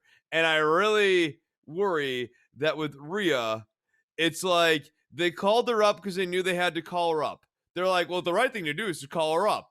And they're not wrong. She's not. They needed to do it because of they needed to do it because of the Charlotte thing. Yeah. They had to do it for the Charlotte thing, but they didn't have a reason in story to do it. See, yeah. Charlotte and Asuka was going to be the match at Mania. Right. And so, Charlotte and Lacey before that, probably, or who knows. So this really does feel like a rudderless ship, and Rhea has been launched a couple of times here at this point. And I want to be clear yet again. This is through no fault of Rhea's. This is just like this company has no plan, has seemingly had no vision for her. And or the people who have had a vision for her have not been able to successfully pitch that vision to the one person in the company who it matters. I don't mind tweeners. Rhea hasn't done enough to establish herself as a tweener just yet. She's not good enough promo. She's not good enough promo to be a tweener that makes her. She was a baby face the first 2 weeks, and then she became a heel when she threw a table at Asuka, and now she's trolling Charlotte, who's an obvious heel, who is... I found the Charlotte part talking to Asuka a little problematic, and I am not that guy who's that sensitive about such things, but the baby voice to an Asian person who can't speak English, bit of a problem. You have your eyes open. I thought you were going to say something. No. I mean, I have my eyes open just because, like, I agree. Like, I was watching that. I was kind of like, holy hell, we're doing the, I'm going to say it. She also did the, I'm going to say it louder to very slowly and loud. Slowly and loudly because you're not foreign, you're also mentally deficient. No, I mean, it was weird and I don't think it's Ashley Flair's instinct. I think that's what's getting scripted for her. And yeah, like I did not enjoy that. And it goes into a steady issue with Asuka's presentation. I think it's weird that like some weeks they got her doing stuff in English, some weeks they got her doing stuff in Japanese. Like, I don't know, man. Yeah, and then the kind of the blocking of this again. Okay, Rhea just beat Asuka, and now she's coming to interfere in Charlotte's match with Asuka, but she's interfering with Charlotte and probably interfering a little bit with Asuka in there. It's like this character is still brand new. She came in and she just knocked, and she got a huge debut by winning the title at WrestleMania. let's get some motivation in there. Let's build why this character is here and why she's important, as opposed to, hey, you saw her lose to Charlotte last year at Mania, and now she's back. You know what she is? She's the problem we were discussing with the Fiend, only like in a person. She is a look without an actual character or a premise that underpins it. Like Rhea Ripley, she looks like $1,000,000 action movie star rocker. Like we got a vibe off of her, and literally no characterization on the main roster. And it's been eons since we had any real characterization of her on the NXT roster. I have no idea what makes this character tick. I don't know why Rhea Ripley wants to be here. She's not even Shotzi Blackheart, where she obnoxiously brings up her dad, but like at least there's like a reason she was doing that, and it's kind of like nice and sweet or whatever. But like I can recall character notes about Shotzi, and even Zoe Stark's weird glossed over pass. Like Rhea has nothing. In my head, it's a giant question mark about what is this character's past? What is their future? What motivates them? What drives them? Like what punk bands do they like? What is the point? Why Rhea Ripley? And it's the Fiend Jack in the Box, and Alexa comes out of it, and we don't know why. What's Shotzi's nickname or thing? It's like you just I'm my dad. Well, no. It's like Oh. the something girl or something like that. Like I was gonna say, well, whatever you want to say about the tenets of that. At least it's an ethos. Yeah. She has at least Shotzi. Okay, crazy girl who drives a tank and is going to throw her body all over the place, kill herself for a match. It's an ethos. It's not a great fleshed out one, but it's an ethos at least. No, I'll go a little bit further in Shotzi's defense. They've given us enough of a vibe about this character where I can picture Shotzi, a younger Shotzi, working with her dad, building out like a tank and like building out bikes and stuff, and like working in a garage and that sort of thing. And now I can picture this Shotzi character like welding and like making the tank and all of that stuff. I can at least imagine that stuff in my mind. With Rhea, the most I can contrive of her is she's at like a grind metal show and mosh pitting. Mm-hmm. That's like it's the most. But she's not generic. punk rock. She's not really punk rock. She's go to the concert punk rock. Right. And that's. I mean, I could picture Shotzi Blackheart. Welcome to the Ball Pit is already that on steroids with more flavor and personality. Like Rhea Ripley's character has nothing going on in it right now. And as a transition to SmackDown, I love Aunt Pam. I love me some Aunt Pam. I thought that this promo by her was a misstep because of the trope of the sincere promo that they then do the bailout thing. Let me put this to you, Chris. Let me ask you this. Let's say old heel Aunt Pam, still a heel, Bianca gets there after the phone call, which it was very interesting staging. I kind of like that. You go from the I want to call them the Raw Dogs, but that's not their name. What's their name? They're the Dirty Dogs. Dirty Dogs, thank you. It was Dolph doing Animal House references and to the Street Profits, back to them, and then Bayley comes in and starts cutting the promo, say to Kayla, and then Montez comes back with the phone, being on the phone with his wife, who's on the other side of the arena, which I dig that. I dug that whole staging. It's like, I'll say it to her face. I'll say what I have to say to her face. Okay, great. And Bianca's on her way here. Bianca gets there. This new champ on a fresh new high. And this heel, Bayley, looks at her, says, "Congrats, champ. Did a great job. Now you got me," or whatever. That first part of the promo there, that first entire promo, and she just leaves. And that just leaves Bianca doing that. That thing was a perfect reaction to that. What the hell is that? That was a mind screw. But you leave it at that. You don't do the bailout part of the where she comes out. I didn't mean any of that.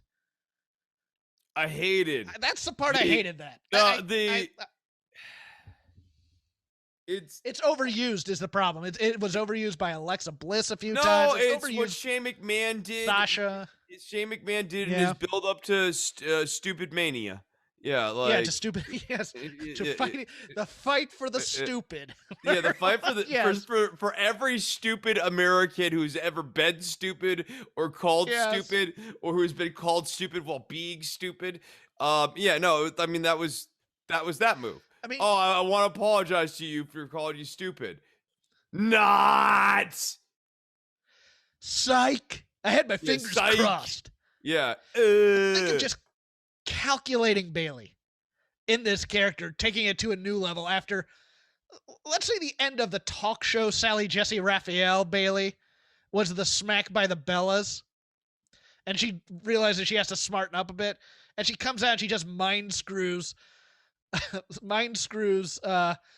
Bianca by just saying congrats champ and walking off and leaving her like, I thought we were going to fight. I thought we were going to do something. It takes that character to a new evil depth that I think would be awesome. I mean, she could pull something off. as simple as, you know what? I'm done talking. And then walked off and leaving Bianca with this like big question of like, wait, what does that mean? Like obviously there's a next beat here. Something's happening. Bailey's not going to do the thing where she's just talking anymore. Like, what are we getting next? Yeah. Yeah. I thought it was a bit of a misfire. Number of options. I'm here for that match. I am here for that match, though. I think that match is going to be spectacular. But it's probably going to end in like a screw job with Sasha coming down or something to that effect. But Reggie Bechdel is Yes. not dead. Reggie Bechdel, Reggie lives in our hearts. Look, I mean, and on our screens. For the worst feud in wrestling right now, because Natty and Tamina have no cachet or cash, depending on how you want to say that. I don't see the value in building this feud. We've said we secretly like Tamina as a comedic person. I dig that, but let's build a new team in here, or just finally split up this Nia Shayna team. Which, I mean, we're going towards that. I mean, or my suggestion, and I've written our friends over at the company. It's really time for Slapjack and Nia to get together here. It is not. It's time for Slapjack to launch Slapjack Subculture, which will be. Well, the subculture can be him dating Nia, and the fun and frivolity of that. They could get. That's a different. That is a different type of subculture. That is a fetishistic subculture, and that's not what Mr. Jack is about.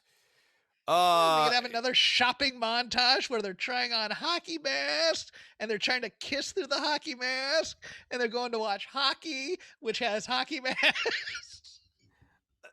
Nia Jax is not particularly good at any of the roles or jobs that she's tasked with, and she should not be lumped in with Slapjack. I'm really excited though to see what Slapjack brings to the roster here on SmackDown in a couple weeks. And actually, on a more serious note, Mia Yim coming over to SmackDown does actually have some intrigue for me, because like I feel like Mia Yim's a person that they've had who's capable of turning in good matches, better matches than a lot of the other people they've been tapping on a more regular basis.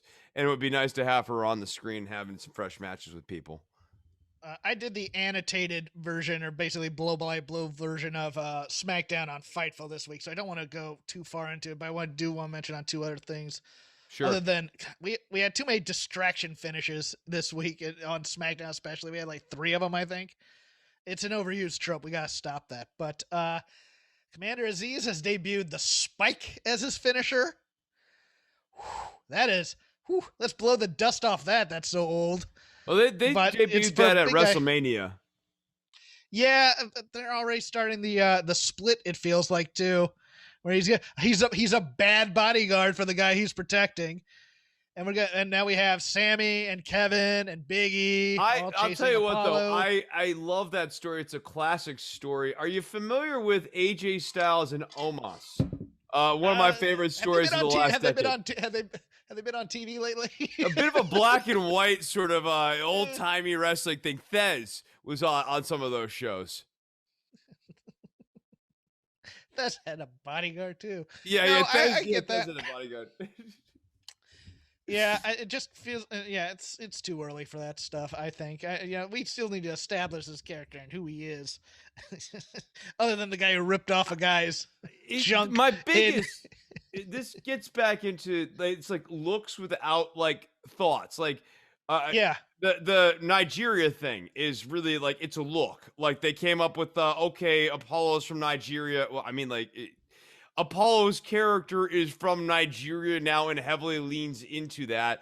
And then Dabakato, they dressed him up like an African generalissimo and they reverse engineered as best they could some sort of like half thought out tropish borderline stereotypical story about like war torn Africa and like renegade groups in war torn Africa.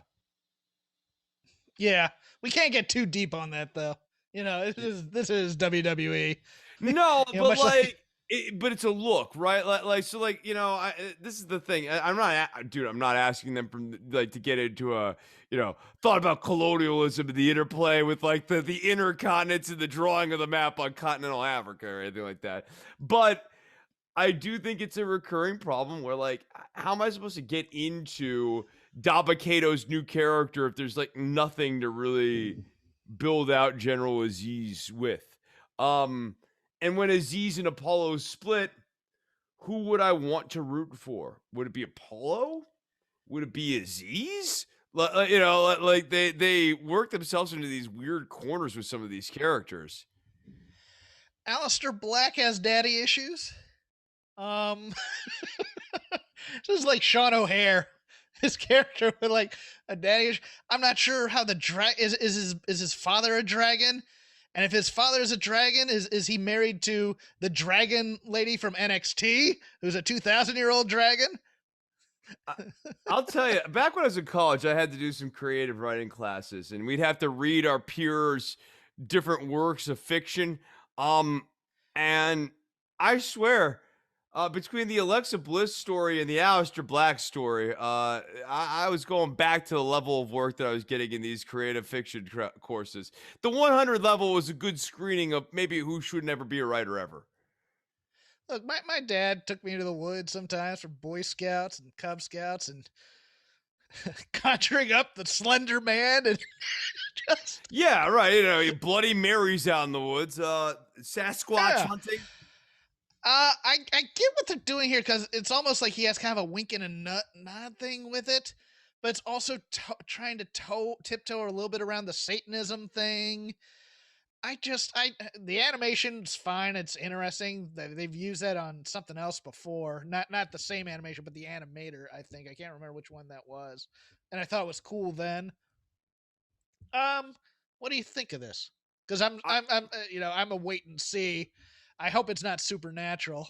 The best Aleister Black is just when Aleister Black is going out there and beating punks up. Like, he's cool. He's badass looking. He's a former NXT champion, believe it or not, people. And I think like the best Aleister Black is just a guy having stiff matches with people. I don't need the dark, ooky, spooky stuff. He's just a cool, badass guy. Have him hang out with Damian Priest. We're the minority, Chris. Chris, we're the minority on that, though. People like the sports entertainment stuff. So, I mean, let's work within the parameters of what they're giving us. The Ookie Spook, if the Ookie Spooky was working for the people who like the Ookie Spooky, then they would already be super into Aleister Black. True. And he'd be super over. So, like, this is a bit of our McDonald's argument from earlier. If it was good, it'd be good. Is this book going to be a prop for him? Is he a heel and he's going to hit guys with the tails of the dark? Oh, God. Whenever you get stuck with a book. The loaded book. The loaded book is always a bad gimmick. Always a bad gimmick. Open the book and you get the Keith Lee flash paper like Fallen Prey. Yeah, that's my fear is that he's going to be the... I think he's game for whatever will get him back in there. And I think people who are working on this are game for it. This is one of those things where you watch and you go, I think there's an interesting idea here, but there's also a lot of bad ideas in here that could I just don't think there's a story to tell here. I think like this is This is a WWE exposition-y story that you can't build a good story off of. So Yeah, you it's the have this story like versus feud. right. Well, It's I'm narrative. well, Like we were talking about when we were talking about an AEW, it's the narrative versus feud type thing. well, this Whereas is. like I there's mean, no reason for him to go back to Alexa go ahead. Bliss's Sorry. promo too. Same problem. So she tells this whole story about breaking this girl's arm or whatever. How do I pay off that backstory in WWE world? The only way Yeah. I could do it that they won't do is by kayfabe breaking somebody's arm. Like if I was going to tell the story of Alexa breaking somebody's arm and being delighted, the next week I'd have her have a match on WWE television against Scrubs of Magoonie, the girl cousin of Scrubs of Magoo. And Cross. Scrubsa, she's in the ring and she's like boop, and then Alexa gets into the ring and Alexa breaks his little Scrubs' arm, and Scrubs is crying and hurting and Alexa's delighting in the pain. But they don't tell that story, and if you don't tell that story, then what's the point of this backstory about, I hurt somebody when I was a child? It's the same thing. Aleister Black. I was hurt when I was a child. There was a book. Like it doesn't do anything the next week after, and there's nothing to build off of. Look, Aleister Black is the dragon. Eddie Dennis is the dwagon. The dwagon. We can fit those two things in. Whoa. Yeah, and then to end the main roster, because this is a mea culpa on my part, just because my jaundiced thinking and watching this. The Cesaro Daniel Bryan through line, I originally did not like, because jaundiced wrestling critic Jeff, as opposed to watching the story Jeff, is like, shouldn't this story be more about Cesaro? Aren't we building him up for a match? Why are we having this tag match? Why is Daniel Bryan around this entire time? Why is Daniel Bryan going to there? And then they pulled this thing at the end of the show with the retirement thing. I go, okay, so this was an entire, I was mad because I was like, okay, so this is an entire bait and switch, this entire show, to get to a Roman Daniel Bryan match. But they made an interesting choice, I think. I think working in Daniel Bryan's leverage, which is what this is, I'd really like to fight these guys. And this, yeah, okay. And then eventually he's going to re-sign because Bree still works for WWE. But using that kind of as a thing, kind of like the Punk contract thing, it's interesting as a loser leave town. Let me put this to you. I like the idea of stipulation where you're done with this brand and you got to leave, but Daniel Bryan could go to Raw. Daniel Bryan could go, the most intriguing choice, I think, and I think he'd have a blast doing it, to NXT. I think Daniel Bryan and NXT would be fan-friggin-tastic. I know, let him keep his contract, let him keep his money, whatever, and let him go have some fun with all these guys he used to work in PWG and Ring of Honor with there. And, I want to see Walter versus Daniel Bryan. That's a match that interests me. How about you, Chris? Yeah, Walter, Daniel Bryan, Kyle O'Reilly, and Daniel Bryan. Actually has a lot of intrigue. Rerun Adam Cole and Daniel Bryan from back in the day. Hey, I'll take Tommaso Ciampa and Daniel Bryan. That would be a fun match. A little Timothy Thatcher action with Daniel Bryan. I would love Daniel Bryan to go over to NXT UK because I think some of those matches would be quite Joseph fun Connors and Daniel Bryan. How about this? Russian kid. Oh, Ilya Dragunov. Ilya Dragunov, Daniel Bryan. I know. Can I sell you on that? Can I sell you on? Yeah, that'd be great. Tyler Bate. That'd Tyler be a good Bate one too. and Daniel Bryan. Yeah, yes. Into all those. Joseph Connors and Daniel Bryan. Let's not push things. We never want to see Daniel, but making him part of the NXT universe, where he could also go to other NXT territories. They ever start up India and Japan. That gives him his blood, his wanderlust as well. I find the idea of Daniel Bryan and NXT, and plus especially when crowds come back, that first takeover, having him headline, he'd that be white first hot. takeover, He'd be white hot. Even if it's Karrion Kross, that he has to face there. I think a guarantee move for the first live takeover event is to have Daniel Bryan on there, because the house will give you the yes chant that you want. They were going to 100% go with the show and make sure that Daniel is treated like a returning hero. And I like that move. I think we're wish casting a little bit here, but We then are again, wish casting the hell out. This is yeah. Punk leaving and taking the belt to ROH in New Japan. That's what this is, and it's stupid. But I wanted to do it anyways because that's the interesting choice to me. Is Daniel Bryan can't go back to SmackDown. He goes to another WWE property, but it's not Raw. Well, he You know, I can't don't want to see win. him on 205 I Live. mean, I guess so. In my head, there's only two ways out of this. Either one, they have Daniel Bryan win via disqualification next week, which I think may be how they get out of it. Or two, like Daniel loses and he's gone. And I kind of think he's losing to clear the way for Cesaro. That Cesaro, like this will be like the Apollo Yeah. Crews. Yeah, or like the Apollo Creed. Or Apollo Creed.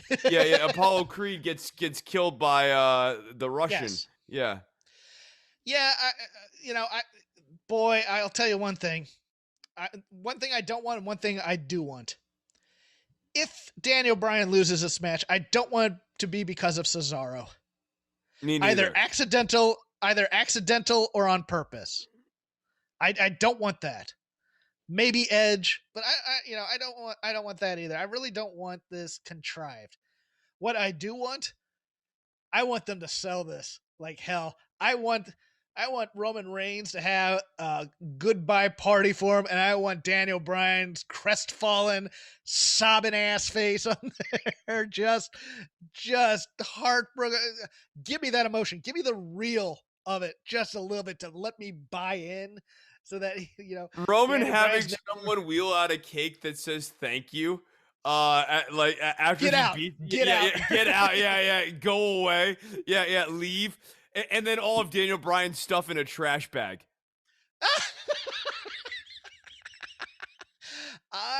But I loved Roman's promo tonight where it was you're losers. You're top tier losers, you're main event losers, but you're still main event loser on a cake. Bring that thing out there. You lost on a cake. Yeah. We have this taped message. We have this taped message from your wife. Just go whole hog in it. I have no other notes for SmackDown. It was enjoyable in hindsight, but at the time, it's not Raw. Thank God, Yes. SmackDown is not Raw. It's fun. Raw, You can find fun things. Raw stinks. SmackDown is a watchable show. It's watchable, but there's still concerns like the Big E thing. Big E is ice cold. His and I never character would have sucks. thought that. The ha Yes. ha ha ha. He's a jerk. Yes, it's a jerk. It's the thing with the ha ha ha thing. I sort of get obviously what's going on there. Here's the issue that seems to be missed is it is at its core inherently disingenuous. Big E is disingenuously laughing even when he's a baby face. And the disingenuity is not endearing. People don't like fake people. It's not fun like that. People want to root for Big E. And the problem is this entertaining thing, over the top thing, has made him kind of annoying at times, I think, too, in terms of, and also the alpha male, I need to be the alpha male thing, so I need to be tough and just put people down and all that. Yeah. The disingenuousness ported onto clashing with another baby face makes him heelish and unlikable. Because another you have kind of tweener babyface, Kevin Owens. Who's completely, but Kevin Owens is also pretty earnest. He's tweenerish, but he's not fronting. He's just dickish. Yes. You know what you get with him. He has been very clear about his motives and everything like that. Whereas Big E is fronting. Yeah. Big E is fronting on his emotions. Big E is his character is weird and not authentic. Okay, Cool Kyle, go. Cool Kyle is not cool. Cool Kyle's theme is not an improvement from his old theme. Let me ask you this. Does his theme, because this is, I wasn't going to interrupt you otherwise, but the theme thing might be something I can't come back to. The beginning of that theme sounds like the beginning of Adam Page's theme, yes? Yes, yeah. But okay, continue on Cool Kyle. The thing with Cool Kyle's theme Is especially because it's kind of built off of a little bit of his Undisputed Era character when he's tag champions, and there's like lots of swagger. If he's gonna have a guitar solo spot in his entrance, you might want to actually have a good guitar riff as the anchor to that moment when he's doing the guitar solo, not this like little crappy. Of course, your grief is with the guitar lick. No, it matters. It matters. This is on brand. This is on brand with you. That's what I'm saying. Go on. And if you want to get great guitar lessons so that your songs don't have crappy guitar licks, hit me up. I teach via Skype anywhere across the country and internationally. Available. 20 years of experience. Learn to play like a pro from Chris Novembrino so that your theme song, Kyle, doesn't have crappy guitar licks in it. Probably play it on a synthesizer. Learn how to play a real guitar, not a synthesizer guitar, so you're not, you're playing little crap riffs. Have real guitar. No, it matters though, because he's trying to be cool, and again, he's like leaning into the guitar vibe. But then we have the fact that he dresses up like a dime store Orange Cassidy, and that's not lost to me. A little bit of a Cool Kyle is like Orange Cassidy, and then we get into the way Cool Kyle acts, which is not particularly cool. He's actually kind of a dick, and he's kind of patronizing. He's kind of disingenuous, like Big E Langston, who we were just talking about. And then out comes Cameron Grimes. Cameron Grimes, who, yeah, he's a heel, but he's like not like he is not a heel that you don't like him. You don't think he's a good guy. He's a flaky heel. He's flaky, and he's kind of funny, and he's kind of got a charm about him. He's bad, but like it's like not without its charm. He's not unredeemable. And he's kind of fun and funny. Like Cameron Grimes is fun, and he's not always necessarily aggro against you or like in your face or obnoxious or whatever. Meanwhile, Kyle O'Reilly's out here making fun of Cameron Grimes and talking over Cameron Grimes' head. And if he's not interested in what Cameron is selling, whatever. But like, Cameron is not actually being a jerk at any point. And he's like, I bet on you because I thought you were going to win. You were the underdog. Even if like that's supposed to be backhanded, the implication there is like Cameron actually thought that like Kyle O'Reilly would cover the spread or whatever, hypothetical thing you can get. I don't know. On my bookie, the betting is probably different and probably some of the best betting you can get on the internet, people. Yeah. Cameron Grimes, I like, he wasn't really being a heel on Kyle O'Reilly. Yeah, the promo was rough to begin with because it didn't sound grounded in him. And of course, his voice doesn't have a lot of bass to it either, which doesn't help. The Cool Kyle look is I like it a lot. The jean jacket, sunglasses, Tommy Bahama fedora is straight LA douchebag going to brunch on a Saturday at 1:30 because you're drinking too hard the previous night. I am not a fan of it at all. I think you are right. It toes a little bit too close to Orange Cassidy. But here's the thing that the second half of the promo I was fine with. That first half where he's like, well, what title should I go after? And then he mentions the NXT North American title and calls it the Workhorse title. That kind of talk should have no play in a wrestling company at all. When the Intercontinental Championship was referred to as the Workhorse title, that was behind the scenes. And that was a lineage that just happened with Mr. Perfect and Tito Santana and Bret Hart and Shawn Michaels and all those guys. It's not something I want as part of on-screen canon. It's insidery. It's breaking the fourth wall in the bad way. What does workhorse mean in the world of kayfabe? Yes, it means nothing. It means nothing because there is no workhorse in kayfabe. There is winners and losers in kayfabe, and that's it. There's no, but see, in WWE has this problem because they have made work rate kind of. I steal the show at WrestleMania. We love coming out here and entertaining the fans. Yes, they've broken to the fourth wall and used all this meta stuff in there related to the company now that the line is blurred. And I cringed at that line because I need to look up these NXT North American champions. Give me a second here.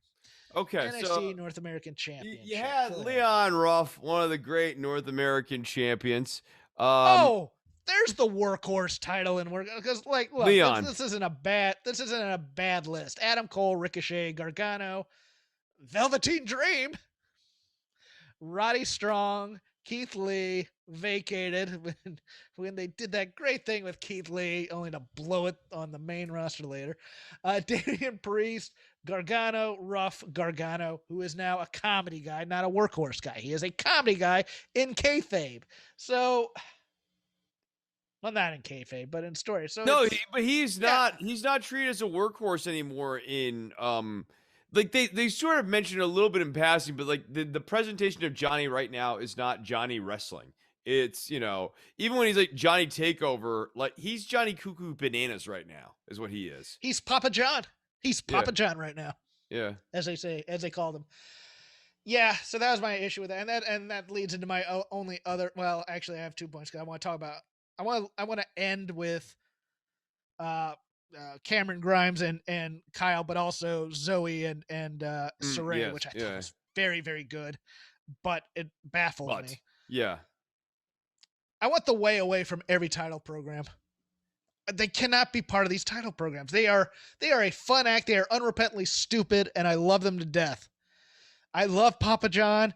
I will excuse the creepiness of teenage crush throwing herself at. I'm dying for the scene with Candace and Indy, where Indy throws herself at the boy, and the boy rejects it. Mom, I can't believe she. You know, the whole teenage after school special crap I'm here for. I'm here for Austin Theory being a dumb meathead. I'm here for Candice LeRae being dumb stage mom. I'm here for the Papa John stuff in the way. I just don't want the North American title or the women's tag titles anywhere near this stuff. Yeah, no, I agree with you. Like the way is perfectly entertaining. I just it's not a good place to have the title sitting on. It's actually to a certain extent how I feel about like the Elite. You know, like fine act if they didn't have all these belts parked on them, but like when you have all the belts parked on them, I look at it a little bit differently. And like the way having the North American title is not helping the North American title and is not resulting in a better show on NXT from week to week. Yeah, Gargano's title reigns have not been. Recognized for 25 days, but really only 4 days because of NXT tapings the first time. A 2-day title reign the next time because of it's just really okay because of the Leon Ruff stuff. It's just. But let's talk about these other 2 matches. I liked Zoe Stark and Saray. I understand what they're doing with it. You have your hottest on the come star in terms of the women's division that you're building and building and building in Zoe Stark versus someone that she's befriended and come in. But again, Jeff Hawkins' old school thoughts on debuts is nobody knows this person. I don't want to see a good match right out of the bat. I think there's a misunderstanding of this indie driven audience that they want to see work rate right off the bat, or they're going to reject them like it's a PWG show. I think you can bring in Saray, have her kill somebody, show us what her finisher is, show us that she's awesome and a badass, get the pin, and then set up the match for later. I don't want to see her taking this much offense from somebody else in her debut, because that just makes her a good little hand in my estimation, as opposed to a star. And I want to see her be a star on the first time out. This match was fantastic. It did a lot for Zoe Stark. It did a hell of a lot for Zoe Stark, I think, in it. But that wasn't the selling point here. The selling point was it's Saray's debut. And I think this is what they do. I get that. But it still continues to baffle me every time that it's like, we need the conditioning. We need what makes Saray special other than the video clips telling me she's special. I want to see her offense. I want to see the style she is, and then I can get a little bit invested in her. You build her up a little, and then you can have the Zoe Stark match in 2 weeks, and I'm fine with it. Yeah, I liked this match a lot. I thought it was really a really good match. Zoe Stark continues to impress. I thought her chemistry with Sarai was really good. Hmm. I just have the exact same complaints that you have when we pulled the camera out as to what was the purpose of this match? Why were we doing this match? Who are we showcasing? Was this the right time to even do this match? And like all these questions, they're all like deeply objectionable. Like Zoe Stark does not need to be eating losses. This match, if she lost to Saraya Takeover, and you had the hug finish, I think it's a perfectly good coming out party for Zoe Stark. Yes. But Sarai needed to win, and I think like bigger thing too. You need the no name opponent because what I want during the first week is I want the long Uber form of their entrance. I want their whole arrival and their way to the ring to be a big thing. And because that Hmm. takes so long, I want that to go on longer than the match, by the way. That's one of the reasons why we don't have another named competitor. We're spending an inordinate amount of time just focusing on the arrival of this Sarai person to the ring. And then she should get in the ring and, like, maybe lights out that competitor without even necessarily hitting their own finishing move. We just need to see something impressive and stark that puts Sarai immediately into the top of the division conversation. And my concern with the Zoe Stark match is, although it was competitive and arguably good for Zoe Stark, despite its weird placement and all the other concerns we've outlined, I would argue that this competitive match against Zoe Stark was ultimately net bad for Sarai, even though she won the match, because this kind of made Sarai feel not upper card. It made her feel more mid card. Yeah, I want the pageantry, like you said. I want the hard sell here, man. Tell me why I'm buying into this new person. Hard sell on the pageantry, perhaps even to a ridiculous level. I want to see every move that she has, maybe, or tease me a bit. Here's the first match. Here's one move that she can kill you with. Boom. Here's the second match. Second move she can kill you with. Oh, now I'm intrigued. She has more than one move that she can kill her, and move up the chain there. No, I agree wholeheartedly. I really don't have any notes on Cameron Grimes and Kyle O'Reilly other than it was I really love watching Cameron Grimes do these matches, but I will say something about this show to you. Io Shirai, cat person, Oh, okay. All right. All right. much All like right. you. Yeah. Yeah. No. You saw that, right? Yeah, yeah. We Yeah, have yeah. Monet coming in with the dog, and Io Shirai says she's a cat, much like you. So is Io Shirai now your favorite wrestler? You know, announcements like that, revelations like She that doesn't make have. me have to strongly reconsider where people stand in the pecking order. Gives you momentum, gives you big mo with Chris. Well, she doesn't have three cats like you. I mean, I she's have not four. obsessive about it. Yeah. Oh, They're the that's four the horsemen. saddest thing. Yeah, I got Arn, I got Tully, I got Rick, and the other Which one, version? Sting. Okay, oh, that popped me. I was thinking Barry. I was thinking maybe Oli, maybe Roma if you wanted to really throw me off there, even with Tully. But no, Sid, Hiro Matsuda, JJ Dillon. No, you went Sting. Sting. uh, any closing thoughts Yuppie's on? out of the band here soon, is what I'm telling you. Yeah, no, the Kyle O'Reilly match was great. I thought with Cameron Grimes. I see Grimes is a charming heel, and the $1 Million Man thing is going to be a nice ha spot for Yeah. member berries.